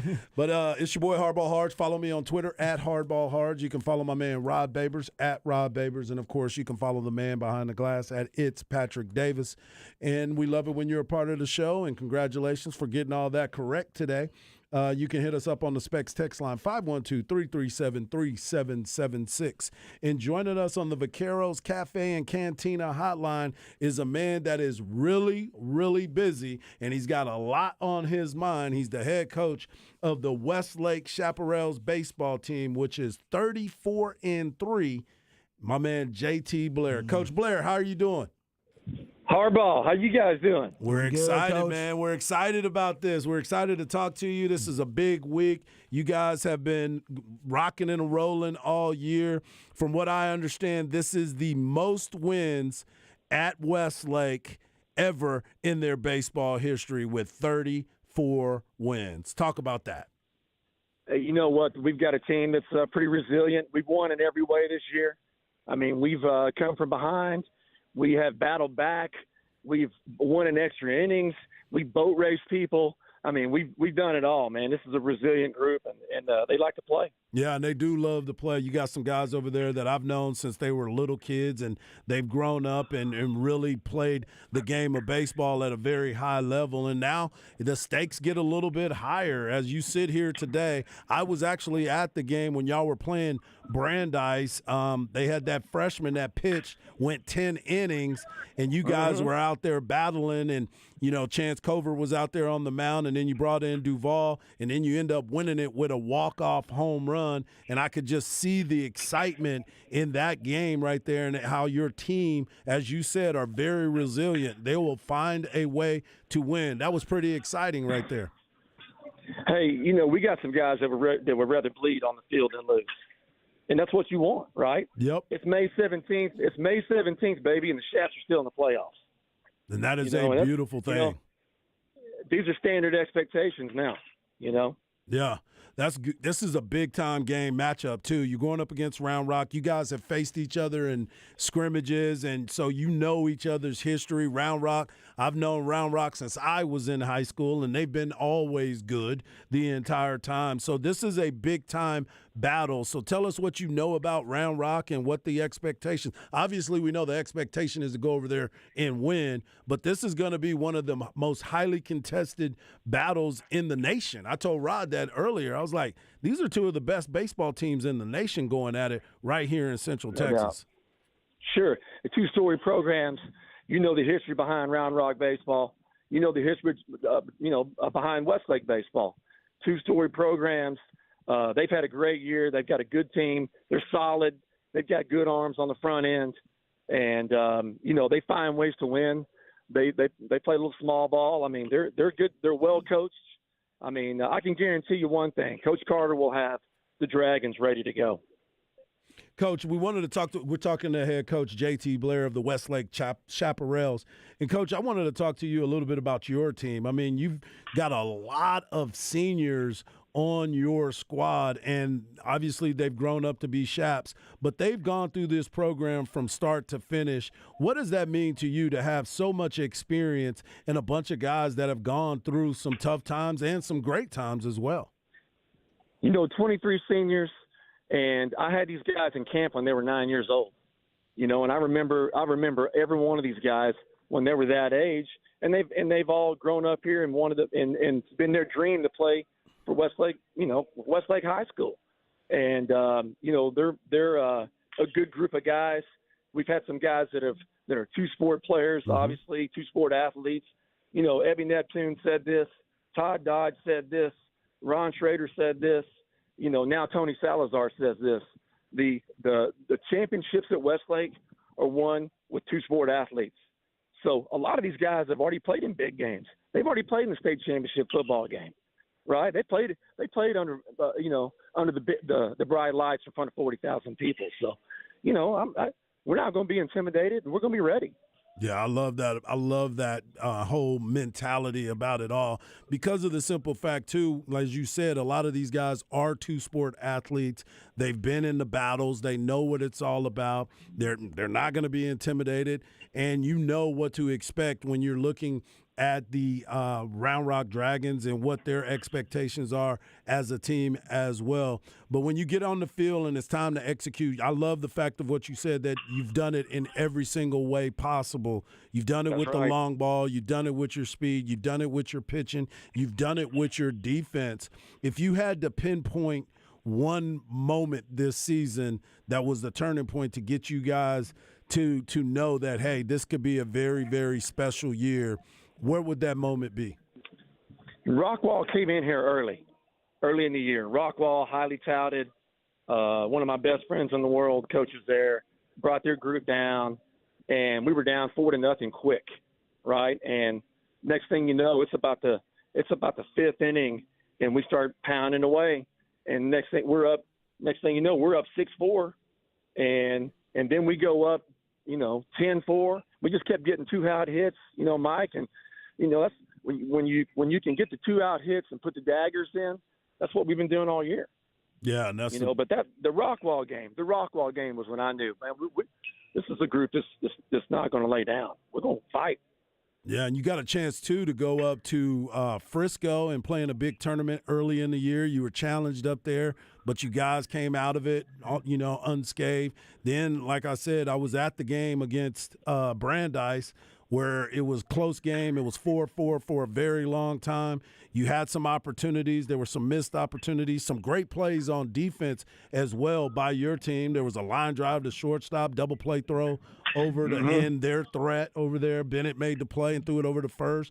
And now you're sitting there, and now you're going up to Round Rock. You're going to play the first game there tomorrow night, 7:30 at Dragon Field.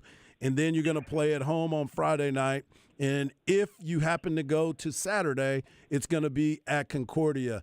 I tell you this much, correct. At both places, Round Rock and at Westlake, it is all going to be standing room only. I've been at both of those ballparks. I've seen both of these teams.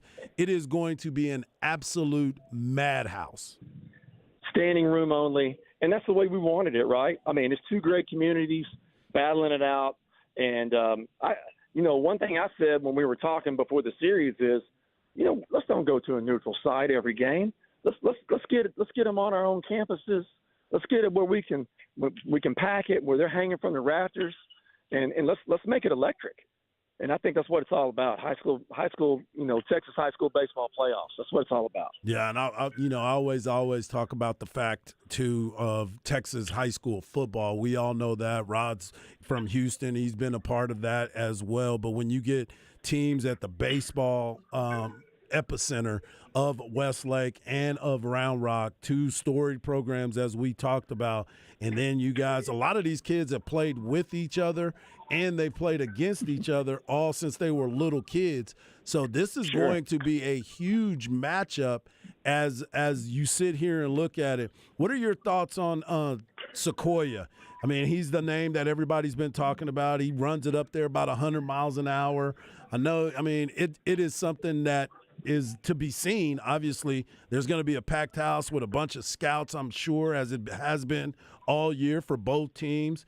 What are your thoughts on when you've seen this young man? Because, like I said, I know that you guys have faced him in a scrimmage because I actually got a chance to see it. Sure. I mean, I tell you what, he is really big. He's physical. I mean, if you watch him on the mound, he's got great mound presence. I mean, he's ready to go on to the next level and whatever that he chooses to do, because he's going to be successful wherever he goes. But good slider. I mean, he pops it, he runs it in there, and we've seen it, man. We've seen it at 99, 100, and but its slider is really good too, and he competes. I tell you what, man, he's fun to watch.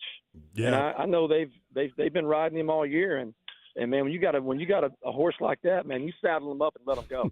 Exactly. I was thinking the exact same thing. It was like, well, somebody asked me, it was like, do you think they're going to pitch him on the game 2? I'm like, no.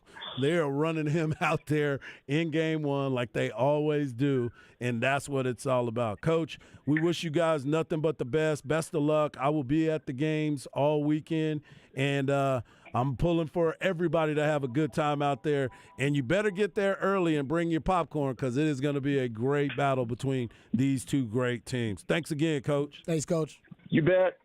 Thanks, guys. Appreciate you. There he is, Coach JT Blair. This is going to be Got me hyped. I'm telling you, man, this is one of the most He sold it. anticipated matchups in the area, in the state of Texas, because Westlake, as I said, this is the most wins that they've ever had in their school's history. They've got 34 wins this year, and it's the most that they've ever had.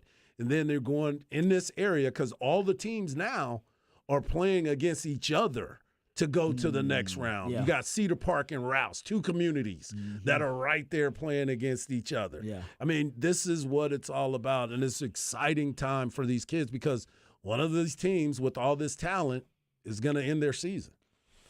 Yeah, no, it's like I said, Coach got me hyped for it. Yeah, I he love was this. dialed in, wasn't he? He was, man. You can hear the baseball in the background too.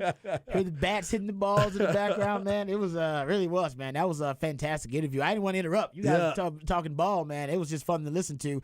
Texter here says, overflow Westlake baseball seating. Head up to the top of the visitors' football bleachers. Yeah. Great viewpoint. There is a very good great. There you go.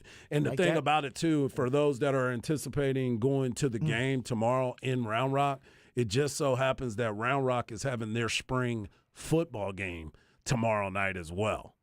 And the baseball Hold on, say field, that again? Round Rock is having their spring football game. Man, it seems a little late, but I guess. Yeah, this is it.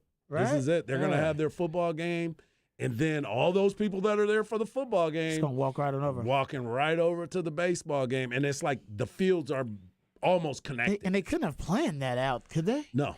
There's no way They weren't they wouldn't expecting have it to known be these two teams at that Playing time. yeah, exactly. They wouldn't have known. Maybe they knew their team was going to be good in baseball, and also they were going to have their spring football game. They couldn't have known that. Especially when you got that kind of arm. You knew you were going to have a chance And to then you got continue scouts to play. coming out too that Oh, want it's to going to see be the packed. young man. It's going to be packed. That is that's great stuff there, man. There you go. That's kind of. I'm sure the Flex crew actually probably have some. Some discussion about that on the Flex coming up tonight after Ball Don't Lie. All right. Thanks to Coach JT Blair. We appreciate his time. We come back. We got the off the record on the other side, and we'll get into, like 3 or 4 different topics. The video game, one of your favorite video games, is making a comeback. We'll get into that. Also, analytical proof that Austin is not a basketball town. We'll get into that. All of that and more right here on Ball Don't Lie on 104.9 The Horn.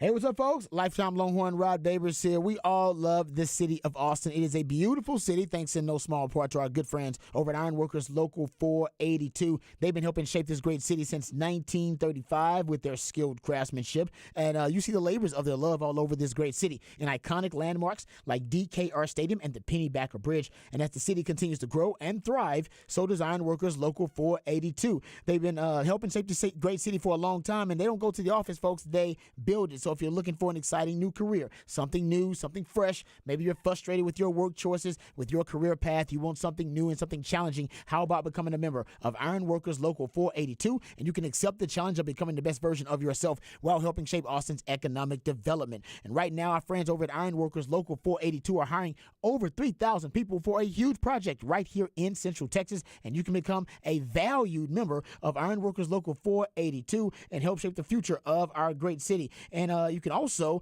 learn and take pride in the type of teamwork and craftsmanship that can really not only look good on your resume, but can be a part of your overall growth. So go check out ironworkers482.org. That's ironworkers482.org.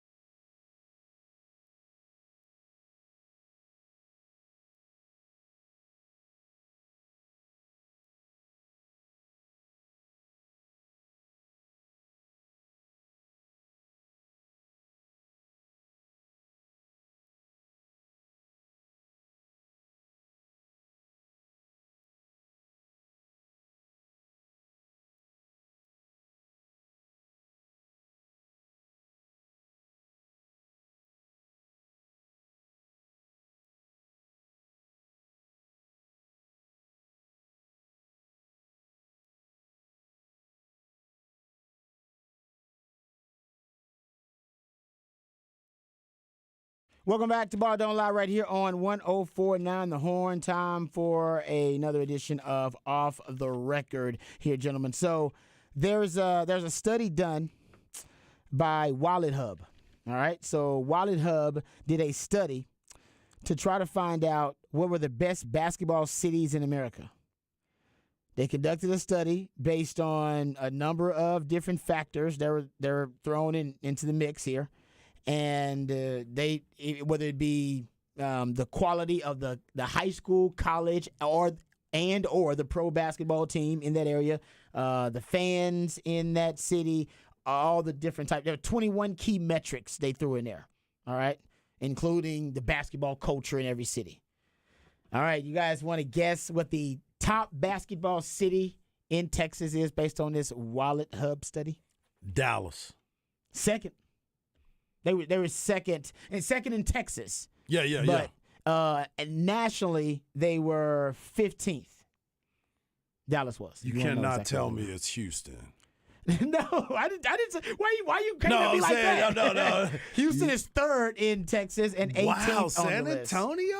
San Antonio is numero uno. Well, they love their Spurs down there. They love their Spurs. They love their Spurs. They don't. Yes. That's their only pro team that's there. Yeah, they got UTSA down there too. Yeah, which they it's a support. good point. Yeah, they consider the colleges too, and they said high school basketball is considered too, or whatever. Yeah. And Houston got the Texans, which they're trying to come back, but Dallas, you also have the Cowboys, which is that, so it wouldn't be considered the NBA city. It's not the so key. San Antonio would definitely Good point. be that. Yes, it's not the top sports franchise in that city that belongs to obviously those NFL teams. San Antonio, there is no doubt, and San Antonio's local ratings, I don't know about lately because I haven't looked lately since they've been tanking or struggling. Had a bad year. Bad years. Struggling. Yeah. But when they were, obviously when they were winning championships and before the big three ended up retiring and was broken up, they were always top 5 in local ratings nationally. Like just local ratings of watching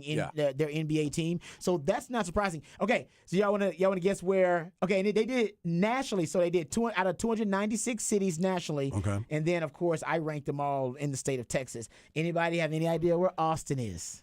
You want to guess? Ooh, very far down. 296 cities that were considered. 290. And out of all the cities in Texas, and I think they ended up with, I don't know, I counted they probably got, like 15 here. 290. Something like that. All right, Patrick, I'm saying I go like 250, 200, 250. 288. 288. Yep, they got him at 288 on this study. They got him as the was 2 over. They got him as the last ranked team in Texas. Oh, for sure. I get it for a little That's bit. the last ranked team. Sorry, last ranked city. I get Texas. it. I will say the Moody Center was sold out and packed most of the season. So the I Moody will. Center may change that. This is probably prior to the Moody But Center. most of those people came up from San Antonio.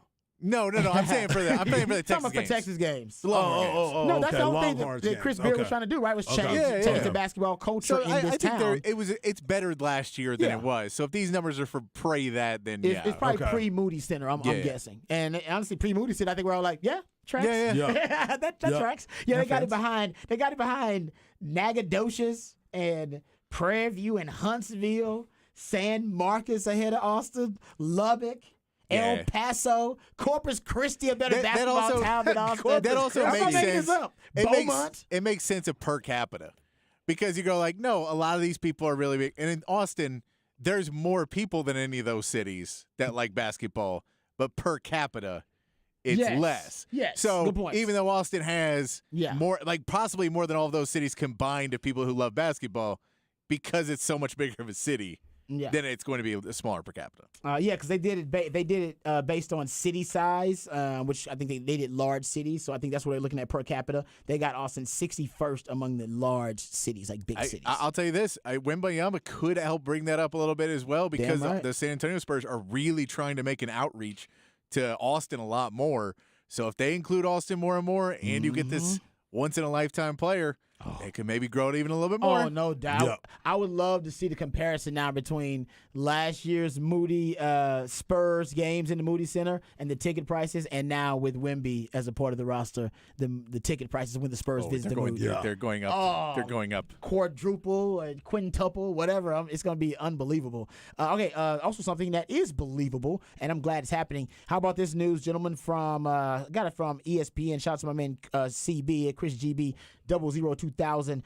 EA Sports gonna let FBS players opt in or out. Opt in, though, to the 2024 video game. So basically, you have to opt into it. They won't put your name and likeness on it at all. But if you decide you want to be a part of it, then I believe you can make the proper accommodations. They said when the first version of college football video game in years comes out next summer, the virtual likeness of actual players will be in the game. An EA Sports representative confirmed to ESPN on Wednesday that it has contracted with one team partners to facilitate collegiate athletes' name and likeness into the game, solving one of the major questions about college football's return to the video game space. The partnership will include the chance for all eligible FBS players to opt in to have their likeness in the EA Sports college football game. The representative said those players will receive compensation for being placed in the game. Hell, why wouldn't you do it? I'm getting a check. I mean, yes. Please, and give me my money. As a matter of fact, I want to be the guy that's on the sideline. You ain't even got to play me, but just pay me. You know what I'm saying? No, I'll put myself in. Exactly. Well, say it'll be like NBA Jam when Michael Jordan opted out. Remember it was Scottie Pippen and Horace Grant on there? Yes. Yeah. Every time you're going in, you're like, oh, I'm going to beat the Bulls. Wait a minute. That is Horace Wait a minute. Grant. Wait, huh? Scottie and Pippen. Horace. I remember that. I remember how offended I was as a youngster when I went to the NBA Jam. They were like, yo, I can't play with Michael Jordan. And you know what? Turns out it made the game more fun. Because I think everybody would just went with MJ and Pippen, and you would have never explored all the other combinations. So because there was no MJ, you were like, all right, I'll check out, Grandmama and whoever it was. Larry Johnson. LJ and Alonzo Mourning. Yes, exactly. I'll check out the random combination. So I'm actually glad now in retrospect there was no MJ on the NBA Jam. Because everybody would have been playing him. Exactly. It's been lopsided. MJ the whole versus time. MJ. You've been fighting at the arcade game over some dude Exactly. who can get MJ and Scottie Pippen. It's like, no, man. Everybody just kind of mixed it up. And I ended up playing with a whole lot of other teams on there. Who was the best team in NBA Jam? Do we remember? Oh, I can't remember. There was somebody who could shoot threes really well. David Robinson. No, there was somebody who could shoot threes really well, and I can't remember who it is. But there was one team. Was it the Suns? Because they could shoot threes real good. That was it may have been Thunder the Dan on Suns. there? Yeah, Who was Thunder it? Dan was on there. Thunder Dan and Tom Chambers. Oh man, NBA Jam, such a great game. Won back a in the dunk day. contest, and everybody's still trying to figure out how. How'd that happen? Exactly. Yeah, I'm sure the text line knows which one. There was some that you could. Yeah, cheat codes. Little cheat codes in there. Trust me, I remember those. When you be in fuego. Oh yeah, man. Oh, yeah, that was my favorite. It don't fire, man. That was the joint right there. Okay, but yeah, the EA Sports college football game, I should say, is coming out, and it's going to be out in 2024, and you will have college football players' name, image, and likeness actually involved. Not everybody, because I'm not sure if everybody's going to opt in, but the players that do opt in, they will be a part of the game, and they'll get a check for it. Remember, I think it was 2003. Actually, was the cutoff for the Ed O'Bannon case settlement, where they paid all the players who were on the games, who were obviously used their name, image, and likeness on the game, and they hadn't compensated them, and they cut that off at 2003, which was the year right before Rod B. Could have got a piece of it. So I could have got a piece of it. 02 was my last year, and the cutoff for them was 03, and they had just put one more year on it. Rod B would have got a piece. I got a chunk of change. I think they got like for $5,000 to $10,000, depending on how much of your name, image, and likeness they used. And they did your boy dirty. Did you get some of that money from Madden though? Oh yeah, you always got money from Madden. That was part of the Players Association. Yeah, that's part of like your dues. Did you still getting it? Yeah. If you went into did you ever play the game and know exactly who you were on there? Yes. No, I had. I think I had like one. Man, maybe two Madden games where I was actually on it, but not obviously. I wasn't on a lot of games. But no, on the college game. Did you ever play the college game? Yeah, I was on 4 of them. And you could see, you're like, oh, that's me. Oh yeah, but the graphics were terrible. Yeah, so that was before the graphics got good. I think I have a picture of it actually. I still own a game, a system, a console. And I mean, Jeff Howe, my man, Matt Buller bought the games that I was on. But man, the graphics are so bad. You cannot tell. You're like, that's my image. it's my image and likeness But right that there. is not my likeness. That is, yeah. That's 8 pixels of my image and likeness. Exactly. I actually do have. I'll show you guys. I have a couple of pictures. I'll text you guys a couple of pictures. But yeah, you can't tell it's Rod B. Nowadays, they get the skin pigmentation right and everything, the nose and everything. Oh, they got man. everything about yeah. you on that. Yeah, now, oh hell yeah. Back then, see, that's go. Look at that. Can you tell? Oh yeah, it's just like you. It's just a number 21. That could be anybody. Then that could be Ron McKelvey. I don't know who the hell that is on there. Ron McKelvey. All right, we'll come back. We'll get into some NBA topics. The Spurs win the lottery, and that for to the victor go the spoils. All of that and more right here on Ball Don't Lie 104.9 The Horn.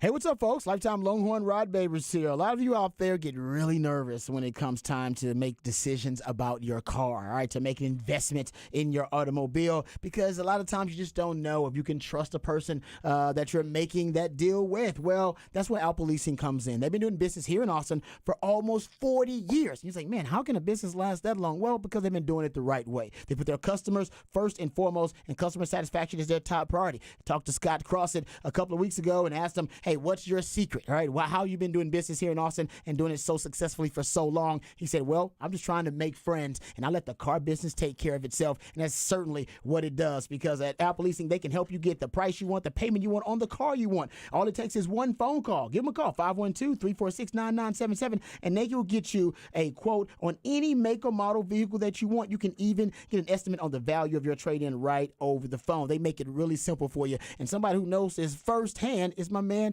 Mike Harge. That's right. They make it so simple for you. The process is easy. You sit there and you're thinking about, oh, man, I don't know if I want to pay this much. I don't want to buy a new car. I want a used car. I want to make sure that I can use this. Matter of fact, all I want to do is lease it, but I don't ever know what the leasing process is. Don't worry about all of that. They will walk you through the entire process, and they make it all easy for you. Everybody's always worried about, if I get out of my lease early, what's next? How much is that going to cost me? Don't worry about it. They have no termination penalties. That way, if you wanted to get out of your lease a little bit earlier than expected, they will walk you through the process. They have helped me out. I've gotten 3 cars from them, and they make it so easy. All you have to do is go to appleleasing.com, type in find the easy lease, and they will walk you through the process. And you know, everybody's always busy and they got so many things going on. A lot of times you don't even want to go to the dealership to sign the paperwork. They got DocuSign. They send it to you,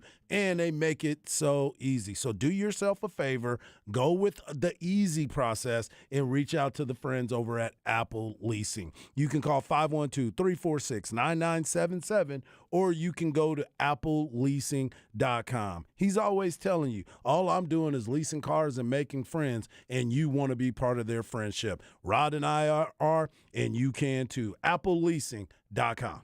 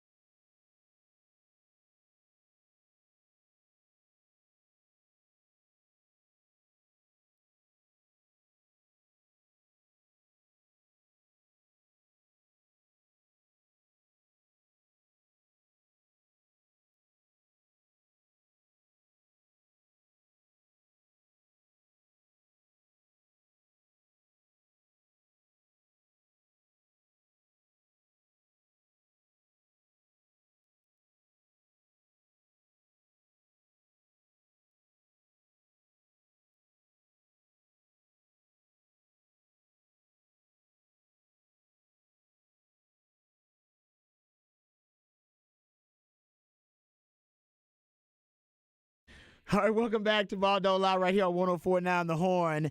Thankfully, my man Patrick took pity on us when it came to trying to guess what the midweek movie was for midweek movie music. When Patrick takes songs from a soundtrack and based on the songs that are played, Harge not supposed to gather clues and hints that lead us to the featured film of midweek movie music. And this week is Roadhouse. Classic film.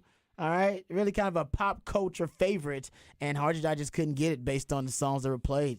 And I like the songs. Wasn't even close, man. Wasn't even close. Yeah. Then after a couple of hints, Harge ended up getting Roadhouse. And I almost asked him a question for him. Roadhouse? Yeah, I'm like, Roadhouse? Could not believe it, but it does make sense. And the Specs text line, they had it from the jump. I think like 20 of y'all ended up getting it on the Specs text line. So we appreciate you guys always bringing it. 512-337-3776. Continue to do so. Also, you can hit us up via Twitter. Harge is at Hardball Harge in the Twitterverse. Patrick Davis at It's Patrick Davis. And I'm at Rod Babers in the Twitterverse. We got lots of NBA to discuss here. We got to get into the Ja Morant statement that was put out about his suspension pending an investigation, and Adam Silver's retort or statement that he made about the latest Ja Morant controversy. We'll get into that, and we'll discuss once again the Nuggets with the Game 1 win over the Lakers.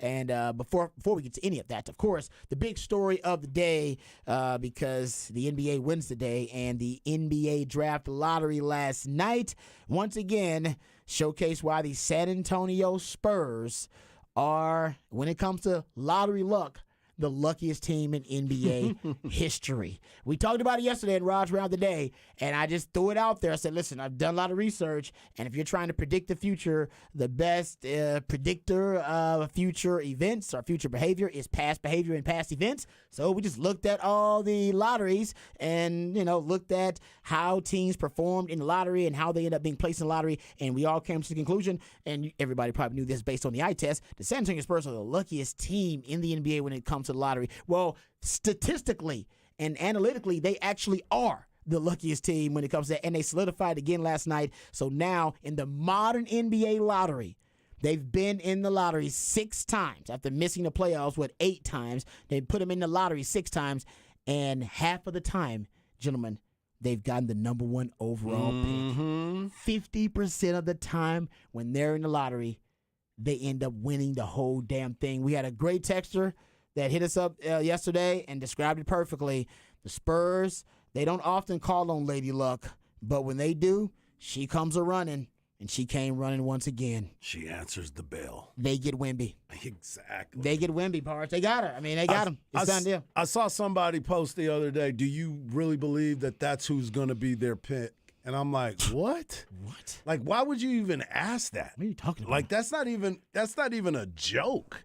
They have been waiting on this. They have been tanking on this for 2 years. 2 years. 2 years they've two-year been waiting on this. No, I know. There's already some haters out there, but they were like haters that aren't in the lottery.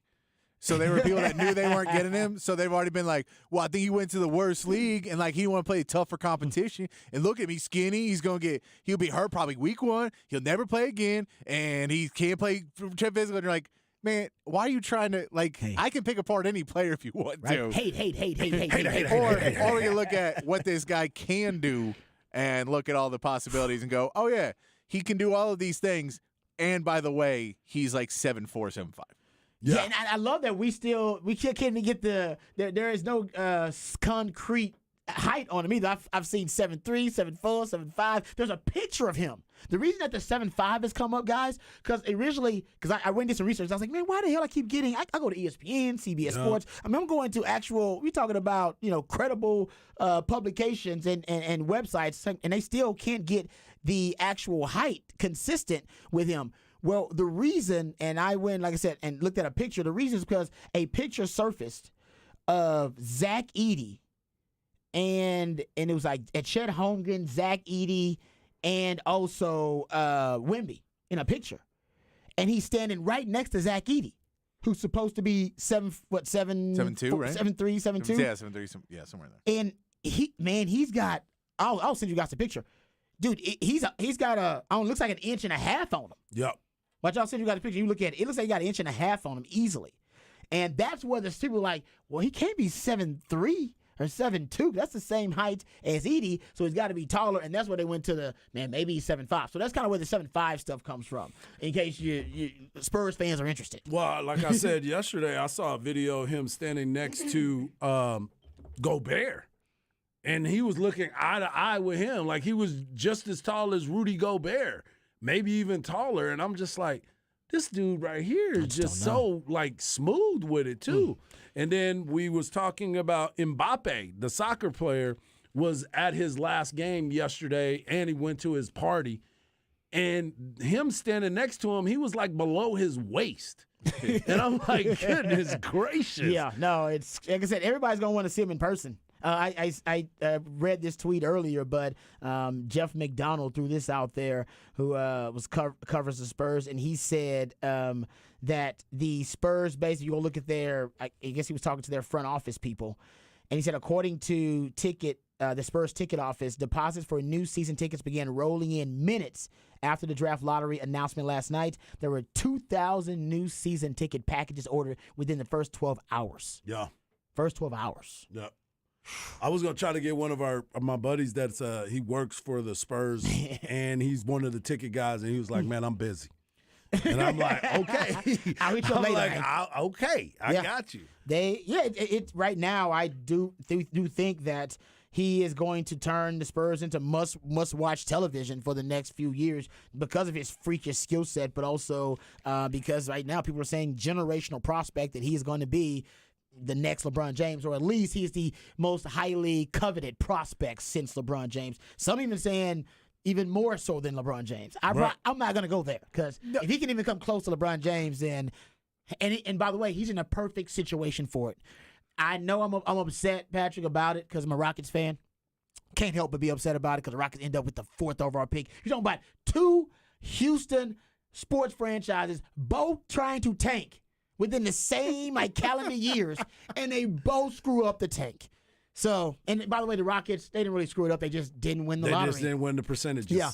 But, guys, we have to admit that if we're talking about coaching and culture to help develop what may be the NBA's next mega superstar, he couldn't have gone to a better place to give him a foundation of coaching and culture so that, he doesn't stray from the path. He's not going to be Ja Morant or anything, but that he doesn't, stray from the path of him right now being on the trajectory to be the next great superstar in the NBA. And he doesn't have the pitfalls that some NBA players have had away from the court because he's a San Antonio Spur. He is the San Antonio Spur. And when you're a San Antonio Spur, that culture. And by the way, the fans are a part of that culture, too. The fans in that community are a part of that culture because of the way they treat the players and the appreciation the players have for those fans. It is a part of that because in L.A. and New York and Houston, you don't have that. Dallas, you ain't got that kind of culture. Cities are too dead. The cities are not too big because San Antonio's a big city. I'm going to say the cities are almost too corrupted.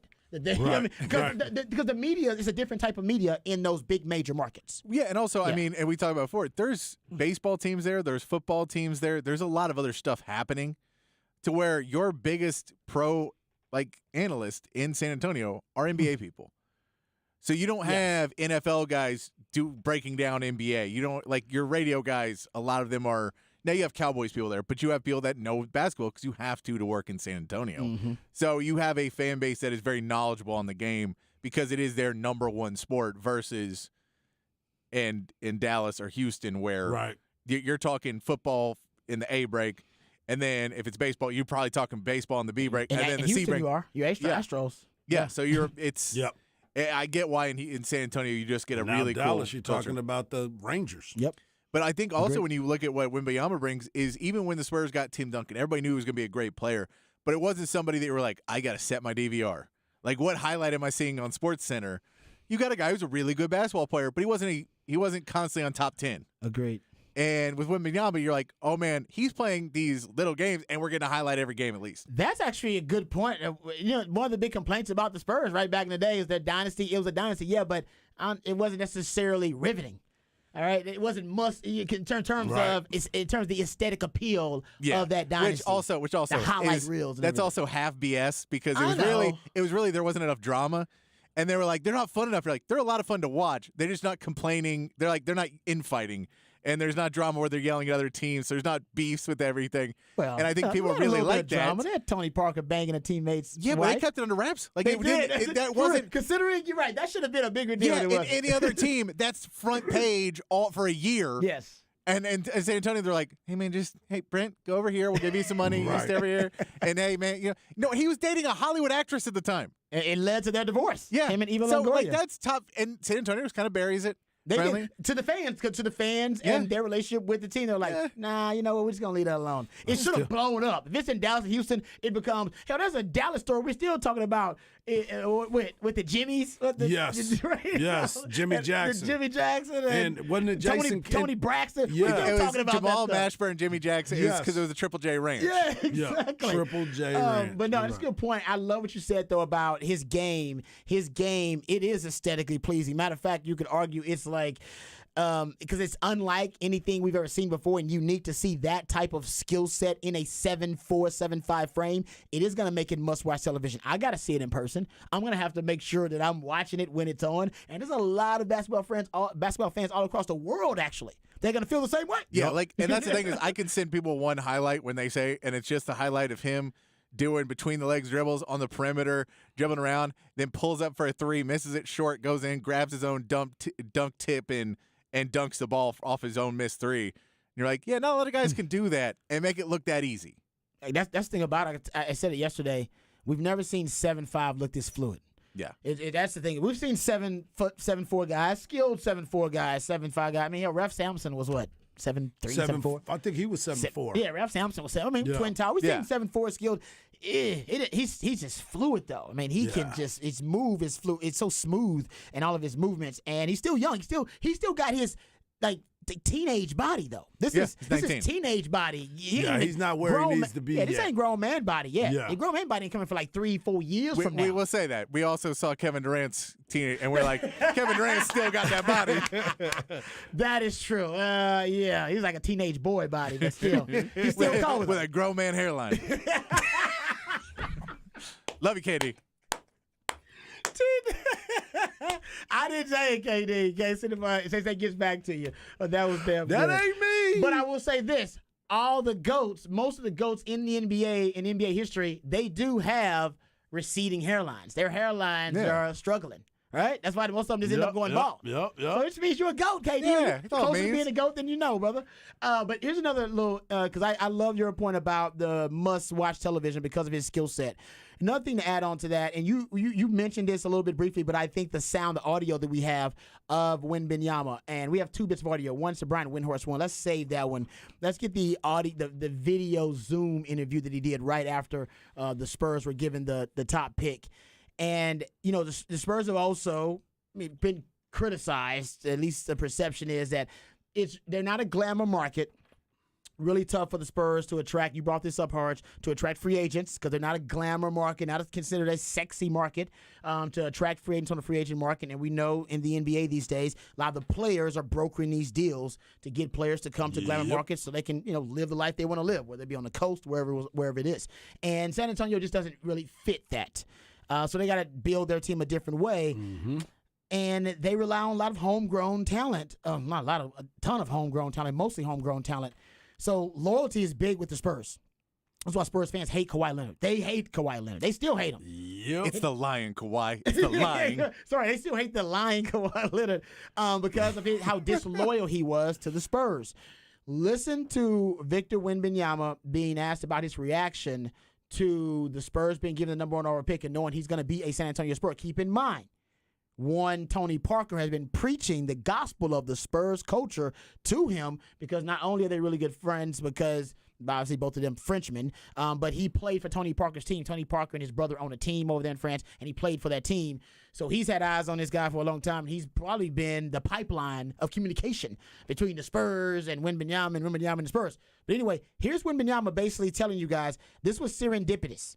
All right, this was fate stepping in. This is something he says is bigger than him. And it gave me chills, and I'm not even a Spurs fan.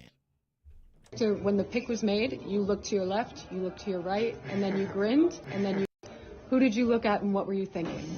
there's a special relation between France and the Spurs because of Tony, of course, and also Boris. And I know half of the country, maybe if not the whole country, wanted the Spurs to have the first pick. So I was looking at everyone, and everyone was happy. So I was too. You had said the universe told me? Universe told me. Not to brag about it, but I knew what was going to happen. And I actually recorded myself saying it this morning, walking to practice. So, the universe told me. Dreams, feelings, it happens sometimes, but it's never wrong. It's always right. For a sports fandom and a sports community to have had their last superstar leave them like Kawhi Leonard did, and to have the basketball gods bless you with the number 1 overall pick, who is going to be Wemby, and to have him say what he said has to, you can say, it gave me chills thinking about it. In this day and age, for somebody to talk about a team like that and a connection like that, usually is not at the professional level, especially even before he got to the damn team. Yeah. He's not even a member of the team yet. Yeah. Dude, Patrick, your thoughts? I mean, that's your unbelievable. squad. No, it is. And he said, And you've been tanking for 2 years. one one and a half. bad season. Yeah, one bad one season. plus. Okay. Okay. No, because we had Sohan last year, and now you didn't tank for Sohan. No, you still you don't mad want to tank for about Sohan. No, that's not worth No, but if you look at, and he said he's been to San Antonio now, he's gone down because he knew they're one of the teams. Yeah. And I think he's visited all the teams that may, just to kind of get a baseline of what it's going to be. So when the lottery happened, he could have a reaction instead of going, well, I don't know, I've never been there and never talked to him. Tony Parker posted today a picture of him as a kid in a Tony Parker Spurs jersey. And so this is someone who's grown up kind of around that, hearing the benefits of Popovich, hearing the benefits of the culture, having so many fans there, having, if you think about, what games do you watch the most? Well, the games that are on TV there are going to be San Antonio games and stuff like that. They have the championships. You have that just ingrained in your brain. So you go, well, who's the team I really want to go to? And it's San Antonio. What's funny is with Tony Parker, the one he was saying is, he was like, I was the Spurs because my brother was the Bulls, because they grew up watching Michael Jordan. Right. And so he was like, but that was a time, it was Michael Jordan was the one over there, because he was the one anywhere. Exactly. And Tony Parker changed that a little bit because it gave the representation to the French people that they could make it to the NBA, so everyone growing up. And it's just that next line of it. And then the next French guy will be, well, I watch Wembanyama. Okay. It's unbelievable. Yeah, you're right, because Boris Diaw is the other kind of the French connection. That was also possible because of Tony Parker, because they're really good friends. He said he wanted to play with his best because friend. basically that was when Boris Diaw played for the Suns, played really well. He basically started going around the league, and I think he was on the Hornets. I think that's where he was at when Boris Diaw. When he Yes, basically I he think you're gained right. a bunch of weight, was not playing as well. His career was kind of coming to an end, and he got cut. Spurs brought him in for a run, and that's when he started to try and get back into shape a little bit. Boris Diaw came in the league as a point guard. Yeah, He was a 6'6", point guard. 6'7" point guard. Yeah, Yeah, that's actually crazy to think about too. and then by the end he was playing center. Yeah. And by the end, he was playing center. That's right. But if you watch and how the fans embraced Boris Diaw when he came to, so you just have that. Well, I played in multiple cities. This is the one who treated me like I was an NBA champion and I was a lifelong Spur. So you Phoenix got these, Phoenix doesn't care about so you Boris got these Diaw like NBA that. players. Good point. Going back, telling him no, but San Antonio for an NBA player, it's a great talent. Hey, and it's a like great place. anytime you want, they'll call you up and go, "Hey, can you come in for this event? We'll give you this amount of money to come in for this event." Yep. And just kind of helping you out, or you don't need it, but hey, come into San Antonio. We'll pay for your flight. We'll get you a nice room. We'll do all this. Fans are gonna love you, and we'll pay you this amount, taking care of you so that you are the next ambassador, because they realize other teams go, hey, can you come for this event? And it's a standard fee, so we can get you a coach flight. We can no. Spurs know how to take care of their ex-players, because that's really all you have in recruiting to a city like San Antonio. It's like Jerry Jones with the Cowboys. Yep. If you have that mentality of our selling point is we take care of our players, that may be what we need when we go into free agency and when we go and try and get a player in a trade or whatever else, that we can sell them that once you're here, you're family. Yeah. Yeah. Well, Texas Your was trying. family. Texas been trying to sell that too. Yeah. Texas Yep. Longhorns. That's Yep. part of their recruiting too. Like, Yeah. no, you come to Texas, the network will take care of you. Yep. Like you'll be able to find the family will take care of you. One other thing to add to that, real quick, Patrick, because we were talking about this. It's interesting that a lot of the superstars that help build the Spurs culture, they're still on the periphery of the organization. Like Tony Parker still lives there. Yeah. Duncan is, he's back and forth, some semi-coaching, sometimes coming back and forth. Still in the city, though. Still in the city, though. David Robinson, I mean, they're still around. Because a lot of these guys, you would assume, too, you're like, San Antonio's not a place where you necessarily stay when you're retired at 40 years old Agreed. and a millionaire. You're like, man, I can go wherever I want in the world. Especially they're international. Some of these guys But are they international go players. out here, you go, I can buy myself a lot of land, be out wherever I want. Yep. I'm a legend wherever I go. And the community still takes The care of them. community takes over, and they know well enough to not, overdo it.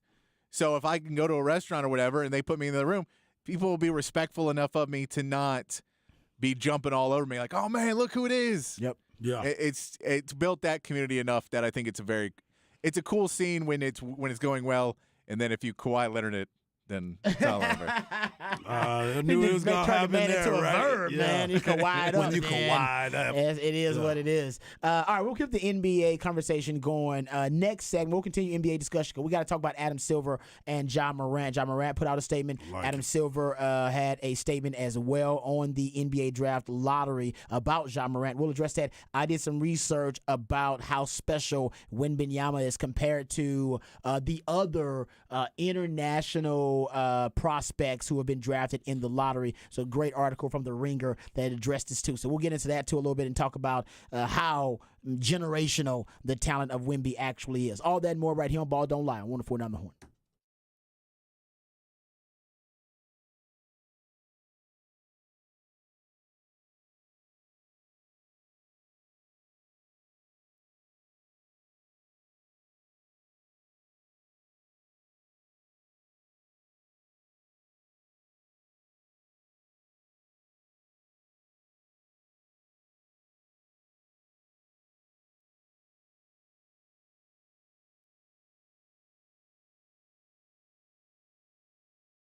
Mike Hart here, and I want to talk to you about my friends over at Quick Roofing. Texas has had some crazy weather in the recent weeks, from hail, high winds, and, of course, some heavy rain.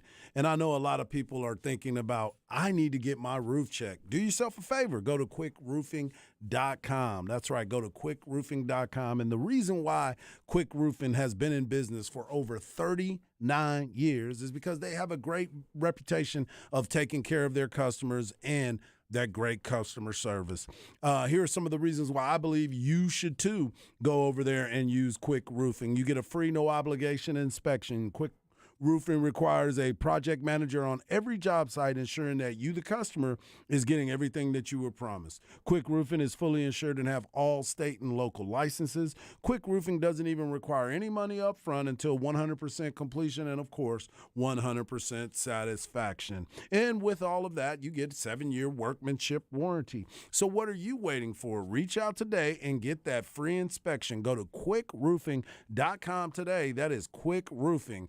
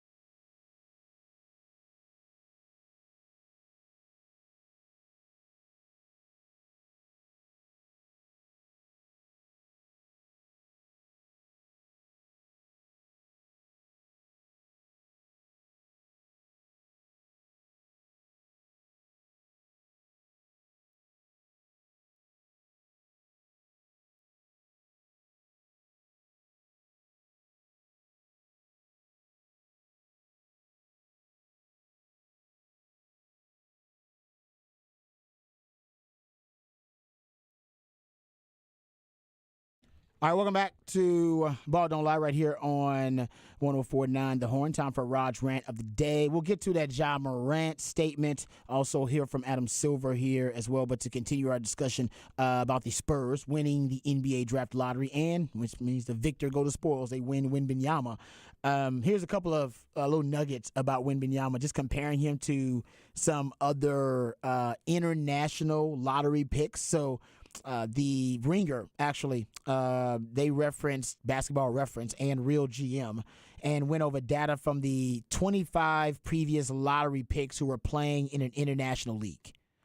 And they wanted to compare Wembanyama's stats in an international league to the rest of these 25 lottery picks from international play. So compared to those 25 previous international lottery picks, and I believe they went back to 2001, and so they couldn't get back to 2000 because I want to say that Yao Ming's like 30, like basically Yao Ming stats wouldn't be on here. They said because the Chinese Basketball Association isn't available, so some stuff they couldn't get all of it because they were comparing stats from a lot of leagues that don't make their stats readily available. So there's some of that too, just to throw it out there. But for all the stats they could find and that they could compile, of the 25 previous international lottery picks, Wembanyama ranks first in points per game, first in rebounds per game, first in blocks per game, playing more than 30 minutes per contest. That's also kind of helps with the stats. But if you look at the stats per 36 minutes, still first in points, second in rebounds, and second in blocks per 36 minutes. So prolific. And I love this stat. Here, and you'll like this stat too, Patrick. So Wembanyama he leads the his LNB Pro A France Top Flight Basketball League. He leads it in points, rebounds, and blocks. He has nearly double the amount of blocks than the next closest player total. He's averaging 21.8 points per game, 10.6 rebounds, 2.4 assists, and 3.6 blocks per game. The only Division I player in the last 30 years to average 20, 10, and 2 on at least 3 blocks per game, Tim Duncan. Hey, you like that? Yeah, Rich get richer. Yeah, there you go. Yeah, no, that one got you pumped up there. Yeah, there you go. So, yeah, Tim Duncan, and, of course, he's going to the San Antonio Spurs, another generational talent. Okay, so real quick, just for perspective on those stats that I gave you, before somebody hits me up on the spec text line throwing this out there, just for context, I do. It does say that those, if you look at his block rate of Wembanyama in the league that he's playing in, he has a 10% block rate this season. For context, Jaren Jackson led the NBA with a 9.6 block rate, and he won Defensive Player of the Year. And Manu Bol is the only qualifying player in NBA history to reach double digits in a season. And Wembanyama, they're saying like his defensive prowess could be that good. But I will, like I said, I'm throwing this out there too, just for context. He's dominating the French league, which only is kind of a middle-quality competition league. I'm sure Patrick Wright knows all about this. And Fran Fischilla actually 1 year in 2017, he ranked all the international leagues, and he ranked the French league, the LNB Pro A, 7th out of 12 non-NBA leagues around the world. By comparison, Fran Fischilla ranked the Euro League and Spain's Liga ACB 1st and 2nd, respectively. ESPN's Kevin Pelton calculates that the gap between the French league that Wembanyama's from and the Euro League is about as large as the gap between the Euro League and the NBA. Remember, Luka Doncic, MVP performance as a teenager in the Euro League and the Spanish League. Those are way tougher leagues than Wemby. So if there is any other international prospect to compare Wemby to, it would be Luka, because Luka was a beast coming out and had dominated those leagues over there. I don't know if Wemby dominated. He did try to go up in competition because he left Tony Parker's team to go to that Montreal, I forgot, 90. They call them the Mets. The Metropolitan 92. The Metropolitan 92. They call them the yeah. Mets. And he left that league because that was a more competitive league. So he's trying to get to the highest level of competition he can get to before the NBA. But, of course, there will be a shock to the system. Yeah, there's reasons of not going to the Spanish League or the Euro League because they do play a more physical style. And not that he didn't want to necessarily play that, but when you understand how many millions of dollars are on the line for you to be healthy going into this draft, that you went, I don't want to do it. Someone who's 6'8" to try and make a name on me by knocking me over 15 times in a game to go, look how tough I am. And he knew that it was more probable if he went to an area where it was not his home anymore and there was more variables. I agree with that. No, And so I think there was more of that in play Got more than loose in the game. him being like, oh, I don't want to play the toughest competition. It's like, I'll play the toughest competition in one season. But there's a little bit more respect, and there's guys there who may be trying to make a name off of an 18, 19-year-old kid because they know he's the biggest prospect, and that may not be best for my health. Totally agree. Right. No question about it. All right, one other quick little nugget before we move on to the Ja Morant story and this Adam Silver sound here. So I wanted to throw this out there because we put it out there earlier, but just a testament to how great the Spurs organization is overall. And it hurts me to praise the Spurs as much as a Rockets fan, but man, you got to give respect when respect is due. So essentially the Spurs ended up trading DeJounte Murray last summer to trade up to basically, I'm not saying they were tanking. So that tank job, that was part of it, allowed them to get into the lottery. And for that, basically for DeJounte Murray, got them into the lottery. They end up winning the lottery, getting Wemby. But they also got 2 unprotected first-round picks in 2025 and 2027. They have a protected first-round pick from Charlotte in 25 or 26, and they got an unprotected pick swap with the Hawks in 2026. They also have the Bulls first in 2025, which is a top 10 protected in 2025, and a top 8 protected in 2026 to 27. And the Raptors first round pick they also have next season, which is top 6 protected. And they got cap space also. Yeah. They got cap space too. I will note on DeJounte Murray that all the rumors were he was not going to resign. So even a smarter move. So one of the reasons why they didn't want to move him is that he was basically hinting towards he was not really happy there in San Antonio. And he said that after he left. Yeah, that he was not happy. Yeah. He's made some, he wasn't the biggest fan of how things were going there. Hey, they learned their lesson from Kawhi Leonard. Like, you don't want to be here? We'll find a place for you. Max value for you. Max value for you now. Yeah. That was a lesson learned. That's the organization was like, no. The Kawhi Leonard, he started hinting that he didn't want to be there. That's fine. You don't want to be there. We'll go make a deal, and we will get the best return we can get for you. They did that with their young star, DeJounte Murray, and look what happened. Yeah. Look what happened. And now we're just going to hope that the Hawks, Trae Young, if that doesn't work and they have to blow everything up and then all their picks fall to us. That's what we're hoping. Yeah. Now, you guys don't need any more luck. All right. Hey, let's get back in that lottery, guys. I'm rooting for the things to go the Spurs' way. All right. No more. That's more. it. You got to wait another 20 years. That was it. Well, how many titles they'll get in between in there? They hoping. If you ask Wembanyama, he thinks it's happening tomorrow. He did say that, actually. Yeah, not happening. Not happening. Not tomorrow, but soon. Soon they will be in that conversation. All right, let's get to Ja Morant, gentlemen, because the Ja Morant story has taken a different turn. Ja Morant did put out a statement. We'll read that statement when we come back, but I want to hear this sound first from Adam Silver, because Adam Silver was asked about Ja Morant's latest controversy, the video that surfaced on Instagram Live of him brandishing a gun very briefly. And after, of course, he was already suspended during the regular season for a very similar incident. Listen to Adam Silver. It's a little lengthy, so we may cut it off, but he seems flabbergasted by the whole damn thing. What did you say to him about how much more severe it would be if he did this again? Well, we talked directly about the consequences first before we got to a subsequent potential to have done something wrong. We were very focused on the misconduct that was in front of us at the time. And frankly, most of our conversation was about how incredibly serious the first incident was of waving, a firearm on social media. And again, and the consequences there, an 8-game suspension was pretty serious and something that he, at least to me, seemed to take incredibly seriously in that time. And we spoke for a long time about not just the consequences that could have on his career, but the safety issues around it. Could have injured, maimed, killed himself, someone else with an act like that. And also the acknowledgement that, as you said, he's a star. I mean, he has an incredibly huge following. Yeah. And that my concern, and I thought he shared with me, that millions, if not tens of millions of kids globally would see him as having done something that was celebrating in a way. that act of using a firearm in that fashion.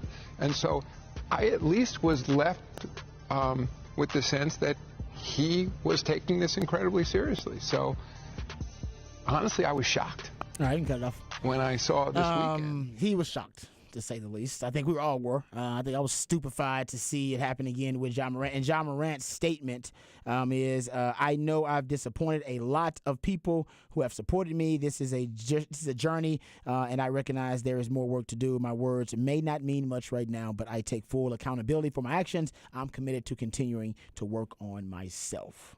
All right. That's Ja. So, what do we think Adam Silver's going to do? We just heard from Adam Silver, the commissioner of the NBA. He seems very frustrated, seems stupefied and flabbergasted by, Ja Morant's actions after the suspension during the season. It looks like there's another suspension coming. Obviously, he's suspended now from team activities and everything pending the investigation. After the investigation is done, whatever the investigation reveals, Harts, what do we think the penalty is going to be from Adam Silver this time? Obviously, it's going to be much harsher than it was. I would think that would be true strictly because of the fact that we've had this conversation before, right? We've been to this moment. And if you can't change your friends, change your friends. Man, it wasn't on your Instagram Live. It's like me and you riding around town. I got Instagram Live on, and we doing something we're not supposed to be doing. That's not Rod's fault. That's my fault. So for me, I'm like, you got to remove yourself from a lot of these situations. And how do I do that? Well, I know this is my boy, but my boy is putting me in another spot. You've put me in a different spot because if you don't have your Instagram Live on, nobody knows that I'm doing this, and this is where we can look at things, and because of his, again, we talk about credit reports and history of something that you have done that has been, and what he was doing was not illegal. It wasn't illegal. I mean, he owns the gun, but the flashing of it, when you're able to carry it, you're supposed to be a responsible gun owner. He's acting out of character from what we've seen in our past. But I've also been looking at some of his viral stuff from days when he was younger. Yeah. He's got some other stuff that's going on too. He likes to that lifestyle. He likes to live his life on social media. Yeah. And that, by the way, that's like 80% of young people. Maybe more. So I'm not maybe more. Maybe I'm not more. criticizing that. It happens all the time. But for him, he's got to realize he's got a special situation, special circumstances, and I'm with you. I just think he need to put in some fail safes. Like, I'm with you. And, we brought it up yesterday. The live videos is just crazy. Like, you should cut out the live videos, period. Yep. All videos now should never be live. I'm not saying you can't. Honestly, I would try to deter all type of videoing any type of situation that we're doing, any event that we're hanging out Agreed. at, any time that we're having, going out to the club, whatever we're doing, or in our car hanging out. No videos, dog. Can we try that for a while? No Just no videos. No, you got phones, I get it, but no videos. Can we have the pact that there's no videos? Yep. And then after that, no live videos. Got 2 rules on top of them. It's like the Fight Club rule, right? What's the first rule of Fight Club? We don't talk about Fight Club. What's the second rule of Fight Club? Don't talk about Fight Club. So the first damn rule should be, all right, no videos. Exactly. And the second rule would be no live videos. Basically the same damn rule. Yep. For 1 and 2. I'm with you. I don't know how that has not popped up, whatever this public relations team is right now. No, I don't even need my PR team. That should just be a common sense That should be thing. us. But we know common sense ain't so common. Very much so. So and then if there's other things that are involved during the process, your clarity of thinking is no longer involved either. So that might be something too, because what if it's alcohol or whatever?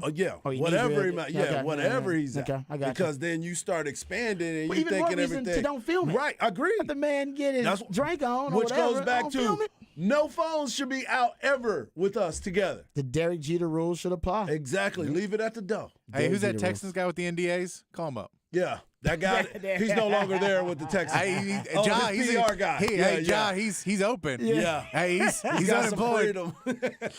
I agree with you about the friends thing too, because it's this same guy has been involved in multiple Ja Morant incidents. Exactly. One of his closer friends, and not saying he can't have a friend. Obviously, we all have close friends. But if you can't change your friends, change your friends. maybe y'all just need to take a break for a while. Yep. All right, you and that friend, I you and that agree. social circle. I agree. So I don't know what Ja Morant's going to do. I don't know what the penalty's going to be, but I think the penalty's going to be really harsh. And Patrick, let me ask you: does the penalty has to carry over into the season? Right? We're talking about he's got to miss games, otherwise it's not a harsh penalty. I think we'll probably see Memphis and Ja Morant find a way to The community service / like try and make it seem like he's doing like the same thing they did before, where they're like 8 games was a lot, but there was a whole fake counseling thing of like, hey, we're gonna go do this, and everybody knew at the time that it was probably bogus because it was really quick. Where he's like, hey man, I just needed a little bit of counseling, so in 3 days I fixed all my problems. Yeah, that's true. Like that, when that happened, I feel you're gonna see something, and however that comes out, whether it is he goes to rehab for drinking or whether it is some other thing that happens where they go, oh no, this is part of this other underlying problem that is a major problem and in America, and then people go, oh okay, well we got to come a little bit more slack. I think that will play out of how people react to it, but at the end of the day, you don't think it's gonna be real help though, real counseling? Like you don't think he's actually gonna pursue? No, I mean I think if he which wins, he probably needs to. but it's like if you go, faking it. He needs some no, therapy. and it's like if you go to, by the way, we all need therapy. Yeah. No, he needs it, and we all need it. And it's like if you go to rehab, Very it much doesn't so. matter. You can go to rehab every other month. If you don't want to quit, you're not going to quit doing exactly, whatever you want. You gotta be so committed it to it. all depends on how seriously he decides and when he decides he wants to change what he's doing. And you don't have to change that much. You just have to realize there has to be a private part of my life. That's it. There has to be a private part of my life. If that private part, you want to wave around guns and be an idiot, be my guest. It's your private part of your life. But when you make it public, you are making the corporation you work for and the entity you work for look stupid. Who you endorse. And the people you endorse, all of those people look stupid, and they don't like looking stupid. So that's why you have to stop. Morally, there's very little that falls into what he needs to think. He needs to fall into is, hey, what do I need to fix so that I am not getting in trouble anymore? And then from there, we can span into, do you want to try and figure out how to grow up a little bit more and realize that you're doing things that most of us wore clothes when we were that age that we look back at now and go, wow, well, that was stupid. He's doing things that could cost him millions of dollars and potentially end worse. Already cost him millions. Yes. Yeah. Because he's already missed the All-NBA team. As a result of Yep. suspension, cost him potentially like $30-some million. So it's already costing him money. And you know what? Also, throw out there on top of the suggestions we made, I would like him, if he has not already, to take the firearm safety courses if he has not already taken them. And if he has taken them, people need to know about it. Because the perception is that he is an irresponsible firearm owner. Yep. That he's irresponsible because he waves it around. And all that. So he needs to prove that he's a very responsible gun owner.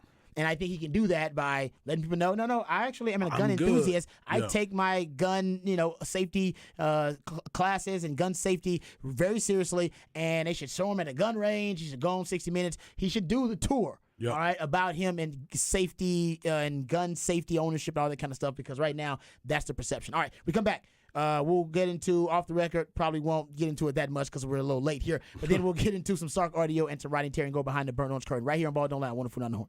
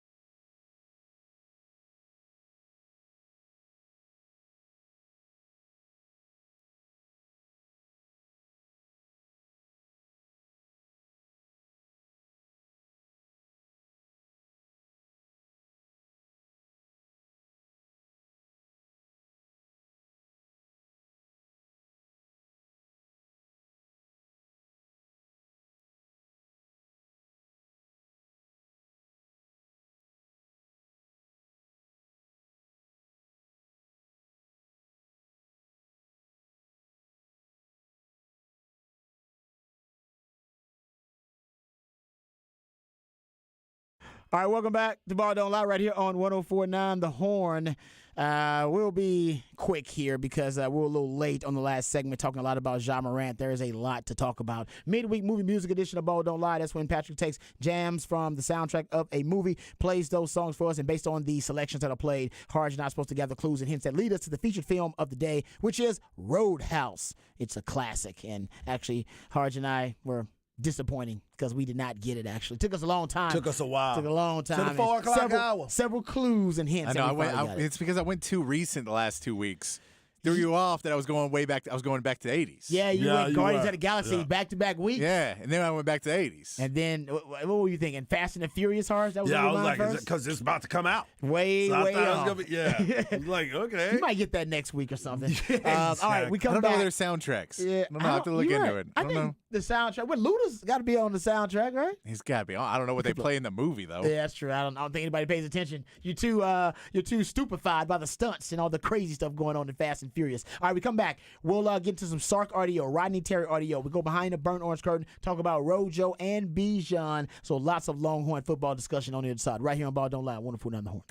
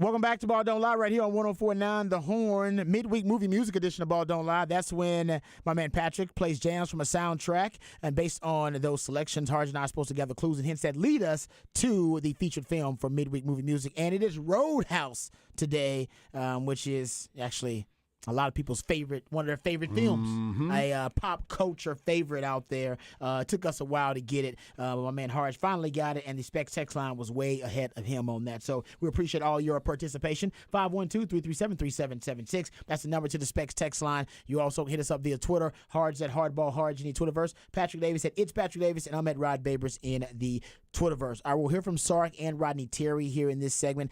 Thanks to my man Jeff Howe over at Horns 24/7, hooking it up because the Texas Fight Tour, I believe, is over. Is it done with? I think that was the fourth one, so I think it was the that's final the last stop, correct? one. Yeah. I think it is over now officially. But they made several stops, and one of those was in Houston, and my man Jeff Howe got some sound of Steve Sarkisian speaking to the media at that function in H-Town for the Texas Fight Tour. So we'll hear from him and Coach Rodney Terry of the Texas men's basketball team. And also, we'll talk some Texas football because Rojo's getting a lot of love. Bijan's getting some love as well. We'll talk about Pro Football Focus showing some love for the Longhorns coming up this season. All right, so we'll get to all of that. But first, I want to get into this Sark audio.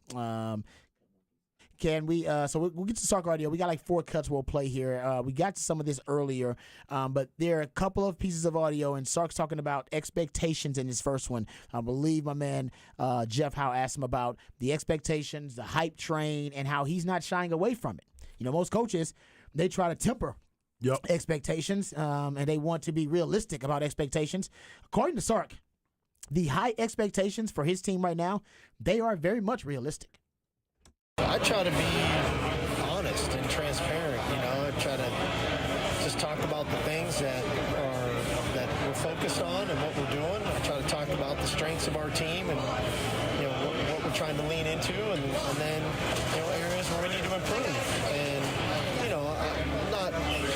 it's not trying to be boastful. I'm just trying to. I feel pretty good about our team. We got plenty of work to do, but from where we've been from January to this point, the roster we have, the staff continuity, the culture that we've developed, the depth at position groups, those are all really good things to have in your program. Now we got to put it all together, right? That's the next phase of this thing. But I feel good about the team and the team we have, and just the structure of the organization, the people that are in place. All right, he say, listen, I'm just telling y'all how I feel about what I'm seeing. That this team looks good. I like this team. We don't have really any roster holes or big weaknesses. Got a returning quarterback, return the offensive line, return damn near every starter on offense except for Bijan Robinson. He's just saying he feels good about this squad, and he's been consistent. That has been his tone the entire offseason. Likes this squad, feels good about it. So I'm glad, Harge, that he's not shying away from expectations. Here at Texas, you can't do it. You can't shy away from those expectations because, unfortunately, if you are, Longhorn fans are, they're going to think you're a little suspect. Yeah. They want you to be a little cocky. They want you to be arrogant and confident about your team. Yeah, it's a refreshing state of affairs right now because of the fact we've seen the dramatic change in him. We've seen him go from he believed in himself, but he wasn't believing in his team yet. Now he's been here for a few years, got his recruiting class. We've heard this now looks like my team. This is what I envisioned it being. Now all we got to go out there and do is execute everything. We have the pieces. We have everything that we've been building for is now here. And for him to say that and for him to be able to say, I like that, that is what I wanted to hear. And one of the things that I've been talking about, Rod, for quite some time now is the continuity of the coaching staff, the messaging. The messaging makes it easier for me as a player to understand what he's asking of me. Yeah. If I have a different coach coming in every single year, changing the verbiage and trying to understand who I am as a player, it's draining on you as an individual. Now you got the same voices. You know where you're supposed to line up. You know how the depths in which you're supposed to be at. This is a huge, huge move, and a confident Coach Sark is somebody that we've been waiting to see. I agree. We haven't seen Sark this confident. Now, he hasn't been there that long, but we haven't seen him this confident, and there's no doubt he likes his team. And if this team indeed looks like a Sark team and sounds like a Sark team and plays like a Sark team, runs like a Sark team, as he said, is that the question then becomes, is a Sark team a championship team? There you go. Now, Saban's Sark team, yeah. But I'm talking about just a Sark team. If it looks like him, it smells like his team, it looks like his team, runs like his team, plays like his team, those are all great things. Is that a championship team? That's the question we want to know. That's what we waiting on. And I think right now, most people believe it is until we see otherwise. But here is Sark. He also was being asked about his philosophy, which is big humans inside, fast humans on the outside, and how that ideology, that philosophy is going to help him in his future endeavors in the SEC, which is a line of scrimmage league. Here is Steve Sarkisian. I think that's a good point. I was going to say that. You took the words out of my mouth. I think ultimately you get to this stage of your career of where I think you can stand firm on your 2 feet of knowing who you are. At least you'd hope so, and I feel like I do. And I believe in being big up front. I believe in trying to be the most physical team every time we take the field. And but to complement that, you have to have speed on the perimeter. And so that's just what I believe in. It just so happens that's kind of what's needed in that other league too, because of the way teams are built.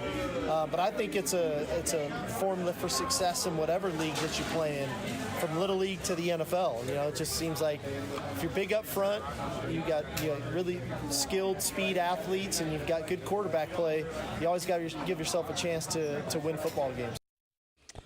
I love his philosophy about big humans inside, fast humans outside. It seems relatively simple and simplistic, I should say, but when you're at Texas or when you're at a blue blood football program, you can get the fastest humans and most skilled humans outside, and the biggest and most powerful humans inside. So at Baylor, I don't know if this works. At Iowa State, I don't know if this philosophy works. It does work at a Texas because you are able to get the elite of those specific traits that you want. And that's why the offensive line right now is as deep as most offensive lines in the country. I mean, you're talking about supposed to be a top 5 unit, top 5, 10 unit. And this year is supposed to be a year we see that philosophy come to fruition, Harge. Yeah. Big humans that can move guys around inside, fast humans that can run away from guys on the outside. Well, and we've seen it multiple times throughout Sark's career, where whatever location he's been at, he's been trying to get those types of players. And when he came to the University of Texas, he did an overhaul of the roster. And again, 3 years later, a couple recruiting classes, he's gotten what he seems to believe is his opportunity to now leave the Big 12 as a champion. And that's what everybody's looking at. And I think maybe this is why the football media is looking at Texas with all of these high expectations. You talked a little bit about it yesterday. What is it, the most dangerous team that was out there? Texas seems to be that number one team. That's what we're looking for. That's what the expectations is. But like everybody else, we've heard this song and dance before from other coaches. We've seen the product. Now it's like, okay, now we're just going to sit back and wait. We believe in you until we can't believe in you. So we're going to go there too, because we see it. We saw what you did when you brought in Kelvin Banks. That was a difference maker. We saw what X-Men was like his freshman year. Sophomore year, he had a little bit of an issue. We didn't know that his hand was broken until later in the year. So you saw that. Jordan Whittington, are you going to use him at a high level? You saw the growth and maturation of a Jalen Ford who burst onto the scene. You see those types of things. You got guys that were drafted now. So we know what the development is. Are you ready to take this to the next level? And I believe that they are. I'm with you. I'm going to sip on the Kool-Aid until I taste whether it's Kool-Aid or Flavor Aid. If it's anything other than Kool-Aid, then Is this AI? then we're gonna throw it out. Yeah, exactly. If this is that fake stuff? Is that fake This, stuff? yeah, hopefully it's the real thing, and I think that's why a lot of people are on the hype train for Texas. Another cut here for Sark. This is actually about a game. I believe Jeff Howe was asking about the Baylor game specifically, but I love how he expands on his point of how they won the Baylor game and what was the secret to it. Here's Steve Sarkisian, head coach of Texas. Well, I thought it was a good win because we found a way to win, and I think a lot of times when you're playing good people and good teams, you have to find a way to win the game, and you got to make those necessary adjustments in game to make that happen. And we weren't throwing the ball great that night, and we ended up, I think, running it 22 straight times, and we found a way to win. And that's not how every game's going to go. But I thought that was the most important message to our guys is, one, instilling the belief that they can, but two, finding a way to win. And that's ultimately what it's about. I go to the Kansas State game as well. That was a hard-fought game. We found a way to win the game. We found a way to get a turnover at a critical moment. That's what really good teams do. And that's why I say I felt like we made a lot of progress in that we didn't find a way to do that in year one. And we found a way to do it in a couple games in year two. Hopefully that starts to become more of the norm. I totally agree with them on that because we were talking about this earlier, Harge. We're glass half full now looking at Texas. But if you want to look at last year with glass half empty, kind of an attitude, you could look at that K-State game and go, man, they started Will Howard in that K-State game. And they don't get a big play from Jalen Ford late and or Keandre Coburn. Anthony Cook coming in. Oh, that was Iowa State. But you're right. Exactly. Yeah. Go to that one. Let's go to that one. Same thing. Yeah. Iowa State. Xavier Hutchinson drops a touchdown pass potentially late that could have won the game for them. Jalen Ford gets a clutch play. Yes. Anthony Cook jars the ball loose. Near the end zone, there in the red zone. That's a big play for you. And, yeah, that could have gone the other way. Also, you look at the flip, I guess Baylor, he's talking about Baylor, and now they just decided to ride Bijan and Rojo. But on the flip side, probably could have beat Alabama. And could have put yourself in like you said, in a double-digit win scenario. You could have beaten Texas Tech. That game came down to the wire and went into overtime. Hell, you should have beat Oklahoma State, man. That team just fell apart. They were just giving it to you. That was the last. They gave Texas everything they had left because after they played Texas, they really went on the downward spiral. You should have put that team. You should have started that downward spiral. You should have been the one to make it 100% that downward spiral. So those are 3 games right there. You win 2 of those. We're in double-digit conversation. Yeah. And we're talking about a spectacular season. But like I said, that's glass half full. Glass half empty is, like 2 of those, 2 or 3 wins. Also, I think Texas, there wasn't luck. Texas found a way to pull it out late in clutch time. But if they hadn't pulled it out late in clutch time, we're talking about 6 wins. No doubt. And then we're talking about Sark being on the hot seat rather than Sark ready to make a championship run. Yeah, Sark would have been on the hot seat with asbestos underwear on because he would have been on fire. That's what would have been happening. In fuego. Right? Yeah, he would have been in fuego like NBA Jam. He's on fire. Yeah, no doubt about it. No question. So I think the expectations are. Listen, they are warranted because I do think this team has the talent to be a really good team this year. But yeah, we don't know. All we're getting is the hype. I think a lot of it will be on the ceiling of Quinn Ewers, which we know the ceiling is through the roof. Mm-hmm. But how can Sark help him reach that ceiling? And I think another part of it will be Sark's growth as a coach. Yep. His maturation as a coach. He's still not a great coach yet. The hire, working. Yeah, exactly. The hire was made by CDC and by L-Type and Jay Hartzell behind the scenes with the hope that Sark would grow into being a great coach, that he had all the raw material, that he had all of the, the different traits and the skills to be a great coach. He just needed to cultivate that, and he needed a support around him, and he needed the University of Texas, all right, combined with his offensive acumen, all those things, and then they were projecting he's going to be a great coach. Yeah. Right now, he's just an above-average coach, which is good. He's never, on his way to being a good coach. Yeah. But Texas wants a great coach. We need and because Tom Herman was an above average good coach. If you want to look at that, Texas wasn't satisfied with that. They don't want above average. Yeah, but They don't want to have He wasn't playing the game the right way. Yeah, but that really, you playing the game the right. You got to do both at Texas, Yeah, right? that's what I'm saying. You You can get gotta be fired for you winning games but not playing the game. You winning games but not playing the game. Yeah, All right? exactly. And then you can play the I game. need you to find that happy medium. Exactly. You can play Yeah. the game and Do not both. win games like Mac was doing later in his tenure. He wasn't winning enough games, but he was playing the game, so he stayed too, but didn't stay enough. You need somebody like Mac in his prime who can play the game but also win the games. Yep. That's the key. I agree. And right now, Sark plays the game really well. And I think he's winning more games, but not winning enough. Next year, you got to win double digits. You gotta be in the mix for sure. I like the way he plays the game, though. I'm not gonna lie. I'm going 9.5, baby. Yeah, Sark knows how to play the game. We're talking about the BMDs, the boosters behind the scenes, the fans, the media. I think, other than that poor jabroni at the bowl game that he got dog cussed by Sark. Other than that poor, that poor guy in the middle of the way, man. It's like, I don't know what happened. Get your hands off of me! Get your hands off of me! I know, right? Like, that was Coach Steven. That was not Sark. That was Coach Steven. We know Coach Steven can be a bit of an a-hole, a bit of a D-bag. We don't like that guy. Coach Sark is awesome, goodness. and we love Coach Sark, and he is a blessing. We love having him here. That's my guy. But we less Coach Steven, more Coach Sark. So that's also true. We see Coach Steven this year a lot. Things are going badly. It's going to be a rough year. It's going to be a rough year. Yeah. We saw a lot of him in 2021. I mean, actually, 2021, it was mostly Coach Steven out there. Yeah. And less of Coach Sark. It's like Fight Club. Oh, second Fight Club reference. There it is. You brought it back. Brought him back. It's like that second Fight Club reference there. So it's like Tyler Durden. Which one? Was Coach Steven the Tyler Durden character or the other character? Which one? That was In Fight Club. Ed. What is his name? Edward Norton. I don't know his character. I don't remember his name. Yeah, I'm going Edward with Norton's Norton. name. I think I'm don't going remember with his name. I Norton. remember Tyler Durden, Brad Pitt. Yeah, I'm going with character. Norton. Is that Coach Steven? I think that would be Coach Steven. Oh, you say Sark is Tyler Durden? Yeah. Yeah. And who wore the Burger King pants to the Cotton Bowl versus Oklahoma?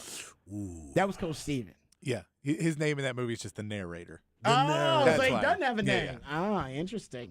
All right. Anyway, there you go. All right. Enough of that, though. Let's next. You know what? Let's take a break early because I think we can get to these Rodney Terry cuts next segment too, and then discuss Rojo and Bijan getting a lot of love. We can do both of those coming up next segment, and then leave some room for what's on tap, and then we'll preview the matchup tonight between the Heat and the Celtics in our what's on tap. So let's just try to stay on time here, so we can have plenty of time right here on Ball Don't Lie. 104.9 The Horn.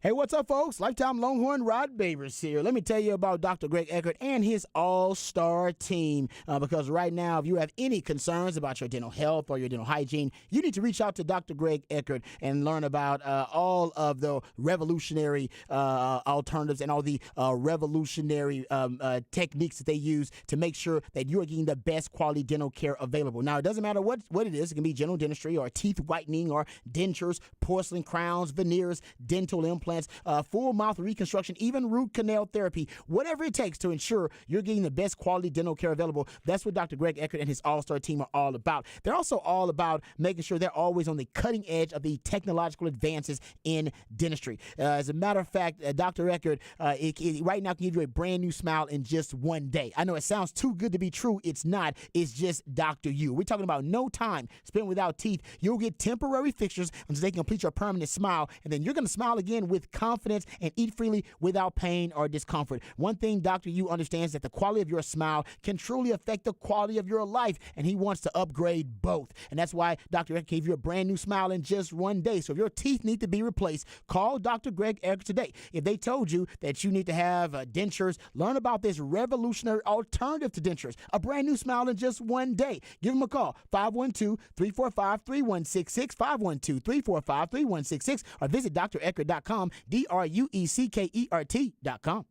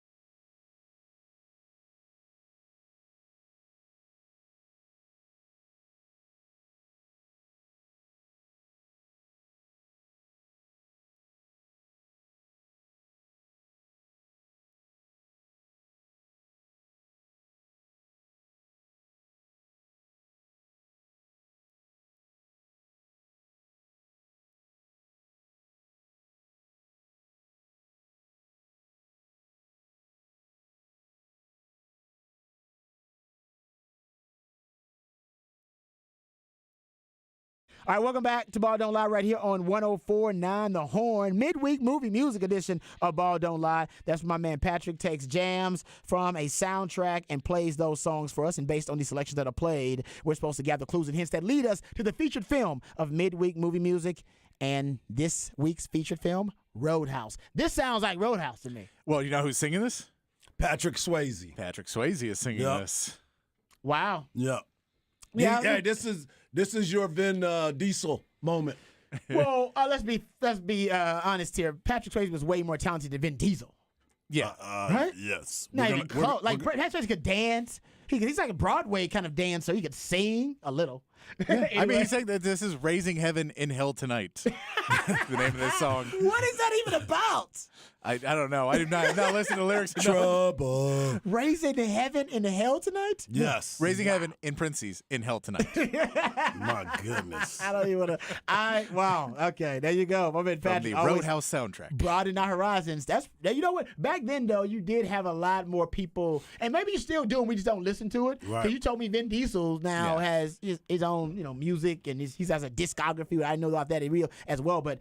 Patrick Swayze, remember like Eddie Murphy, like you would have more random artists, or at least random, I should say, creative minds, maybe actors who would venture over into making their own, music. Yeah. And now I don't think you have it as much. Maybe you do. I just don't listen. I to mean, it. there's more rappers. You ain't listening to it like that. Yeah. But and I think I think now there's more like musicians getting into acting. Oh, you might the flip is on the okay. Yeah. I think you're right. You're definitely right about that.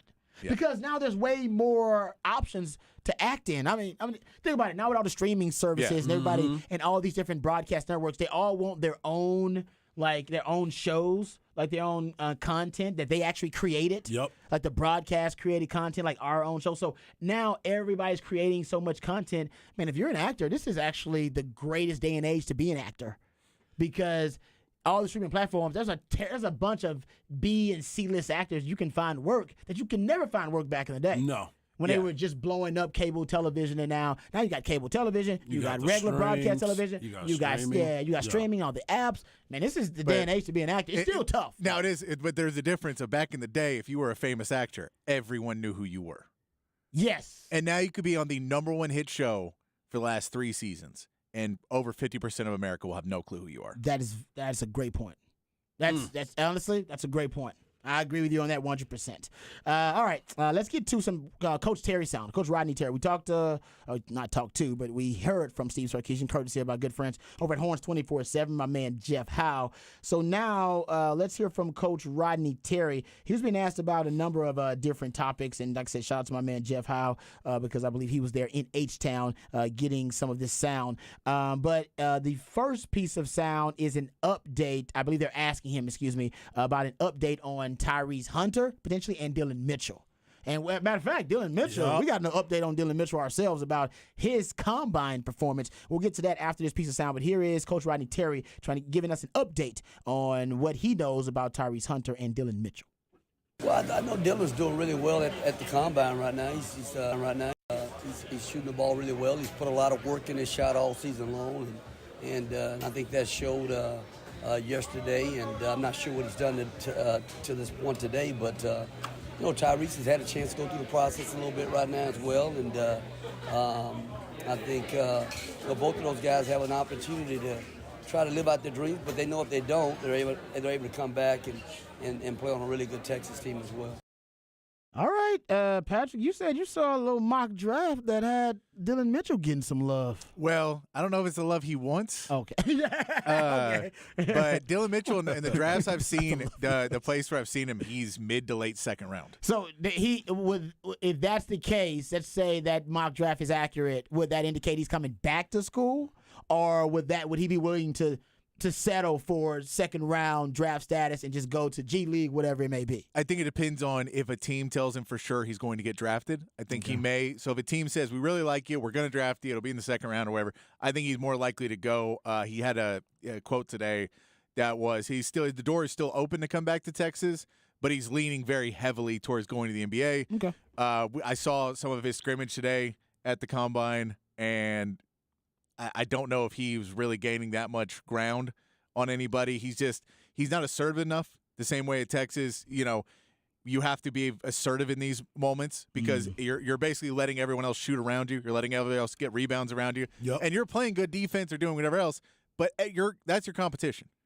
That's who's getting picked above you. Yeah. That's who's getting picked around you. And when you're not assertive, a coach goes, well, what am I going to do with him? Because I'm not like he's going to be on the bottom of our bench. And if he doesn't want to work, if he doesn't want to be the guy to lead himself to be a star right now, I can't do it for him because he's 12th man on my bench, 10th man on my bench. Yeah. So I think he needs to work on that, but it's something he'll continue to work on. I thought he measured in a little smaller than I thought he would too. He was 6'6" 3/4. That is a little I thought he would have been a little bit bigger. 6'8". You thought? Yeah, I thought it would be closer to 6'8". So that puts him closer to a little bit more of a 3-and-D guy. Yeah. Instead of being a little bit bigger and playing a little bit closer to the rim. Which is why at the Combine, everybody was excited about the fact that he was taking three-pointers. And maybe that's what he was told as well. Hey, man, you're looking like more of a 3-and-D guy. You need to show him you can shoot a three. Yeah, and he did. And he did. He did. Yeah. Now, that's a lot of guys who can hit those threes in practice, too.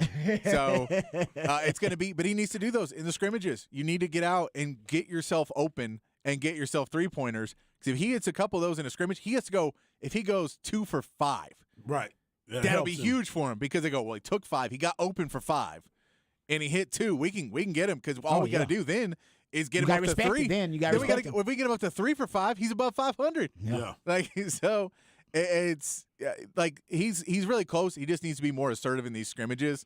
But I think there's a chance. And Tyrese Hunter not being there right now also, I'm sure that decision is going to come sooner or later of either he's coming back or he's going to transfer.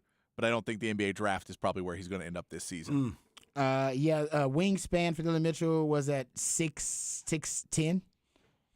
So that's pretty damn good. Hand length is pretty big. So he does have some impressive measurables, but you're right. And 37-inch vertical. So we know. It's without ball handling, and he's got that length. Yeah, exactly. He's got long. Without having the ball handling, he really needs the shot because he does have good defensive IQ. So it's just getting to the point where you can become a 3-and-D guy. But I don't know if he's there quite yet. And that's the question is he okay with playing out a late second-round pick? Another long... You're still going to get some money, though. Oh, yeah, you're right. You're going to get that good money, though. No question. Hell, and even if he decides to come back to Texas, if it is him coming back to Texas because he wants to be a first-round prospect instead of a second-round prospect, the NIL will kick in because they'll want to try to lure him back to Texas. So he's getting that money regardless. Yep. Get that cash, son. Get that cash. Run me my money. Sir'Jabari Rice also trying to get that straight cash, homie. And guys, how about this? So he basically was a late Combine invite. Yes, he was. 1 of 8. As a result of his G League. His G League performance being so impressive, as Patrick mentioned, he and a couple other guys were late invites to the Combine because they wanted to get a closer look at them after seeing them perform really well in the G League. And this doesn't surprise anybody. But in 2 exhibition games, Rice averaged 14.5 points, 3 rebounds, and 2 assists while leading his team in scoring in both of those contests. In his team high, 16 points in game 1 on Saturday, nearly helped team 2 pull out the win. Then he fell behind. I think they ended up losing 84-81. But either way, he impressed to the point where they had to invite him to the Combine. Coach Terry was asked about Sir'Jabari Rice, and Sir'Jabari Rice, once again, continuing to impress even at the next level. Here is Coach Terry on Sir'Jabari Rice. Jabari's a really good player, He's one of those guys that, the first day of practice we had him to the first scrimmage we had, he just makes everyone else around him better. He's a great teammate. He's a highly competitive kid, and he got better and better as the season went along. And don't be surprised you look up next year and he's on the NBA roster. All right, I'll ask you guys. Would you be surprised if you looked up and saw Sir'Jabari Rice on the NBA roster in the next couple of years? Not at all. Yeah, not at all, because he's got that mentality of I got to go get mine. I have to go get mine because I wasn't one of those guys that was a huge recruit. I was going through trying to gain weight. There's just so many things that people missed on him. He ended up going to New Mexico State, then coming over to Texas and really got to the spotlight So now people are like, man, that shot fake. He got somebody on the shot fake in the game today. They showed it again. He got somebody again on the shot fake. So it's one of those things that you're not prepared to see. And then he goes out there and he can compete. He plays good defense. And to your point, he's an aggressive dude. Yeah, I think right now you're looking at with him, he will either be on a two-way contract or he'll just be a straight G League player. And a team will say, hey, let's keep you down here. Because the G League would love to have him because he's fun to watch. So as far as and people fans, are gonna follow on him, and he's a good guy. Like He's people a leader, like too. he's a leader. Yeah. So everything you can say that you would love to have in a guy, he has. So I think he'll go in there, and then it's a question of, all right, the 10-day contract, you come up for this one from the G League, and then if he can get himself up to a two-way contract. But that's how guys like Jordan Poole came up, Gary Payton, like those guys came up by starting in the G League and dominating at a G League level and getting up.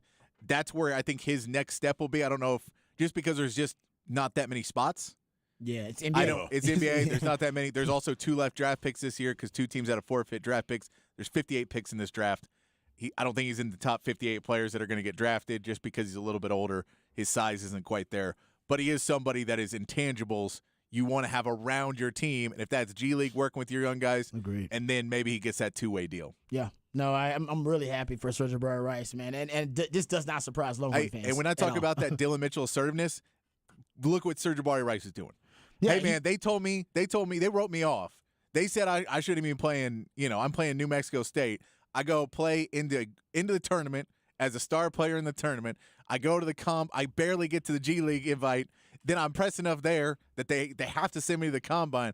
Every chance they give me, I'm taking. Dylan Mitchell just needs to have more of that attitude of carpe diem. Every opportunity I get, I'm going to seize the day. Not just playing sound, fundamental, good basketball, which he does. Yeah, but that's not enough. But you got to go out there and go, man, I'm hungry. Yeah, man, you're right about that. He has tried to prove people wrong at every level. Yes. It's like, y'all basically underestimated me at every level, and he's doing it once again. Serge Rice. So we got one more cut here from Coach Terry. This is about the commitments, right? The basically from the recruiting class, and I believe here he's talking about the commitments and some of the decommitments too. I believe he's discussing here. So I believe he's discussing his overall recruiting class. Here's Coach Rodney Terry. No, you know what? At Texas, I think you year in and year out, you're going to have a blend, and we're always going to try to go after the top player in the state and try to do our best job of recruiting him to want to come to the University of Texas. I don't think we can have a whole team full of those guys, but we can sure try to find our share of guys that fit the needs that we have for that year. All right, there's Coach Terry. He said, "Now always go after the top dog." I like that. If you're Texas, you should always force the top dog in the state to tell you no. You're Texas. And he said that from the very beginning when he got the job. Yeah. He said that when he got the job. And it's like, why would I not go after those Every guys? time. I mean, think about it. You went after one of the top players that ended up going to another higher level. Yeah, he went to Australia. I mean, he went to go get paid big money to go and do that. So, yeah, go after him. Because, I mean, what's the worst they're going to say? And now they're about to change the rule about the one-and-done stuff. So going into the next year, you already know what the deal is. Yeah. So you'll make the move yourself. So, yeah, man, keep going after them. I think Coach Let Terry. the haters hate. Yeah, Coach Terry understands. I mean, every school is going to deal with a mix now of transfer portal acquisitions and being able to build through kind of traditional recruiting, I should say. Mm-hmm. And even you got to supplement because traditional recruiting, those guys have the option to leave because you have to re-recruit your team every year. So I trust that Coach Terry understands that. All right, we will table our conversation about Rojo and Bijan for tomorrow. So we'll talk some Texas football tomorrow. We got Pro Football Focus stories to get to. We'll table all that. Those are evergreen topics. We come back, we'll preview the game tonight between the Heat and the Celtics, and then we'll tell you what's on tap right here on Ball Don't Lie on 104.9 The Horn.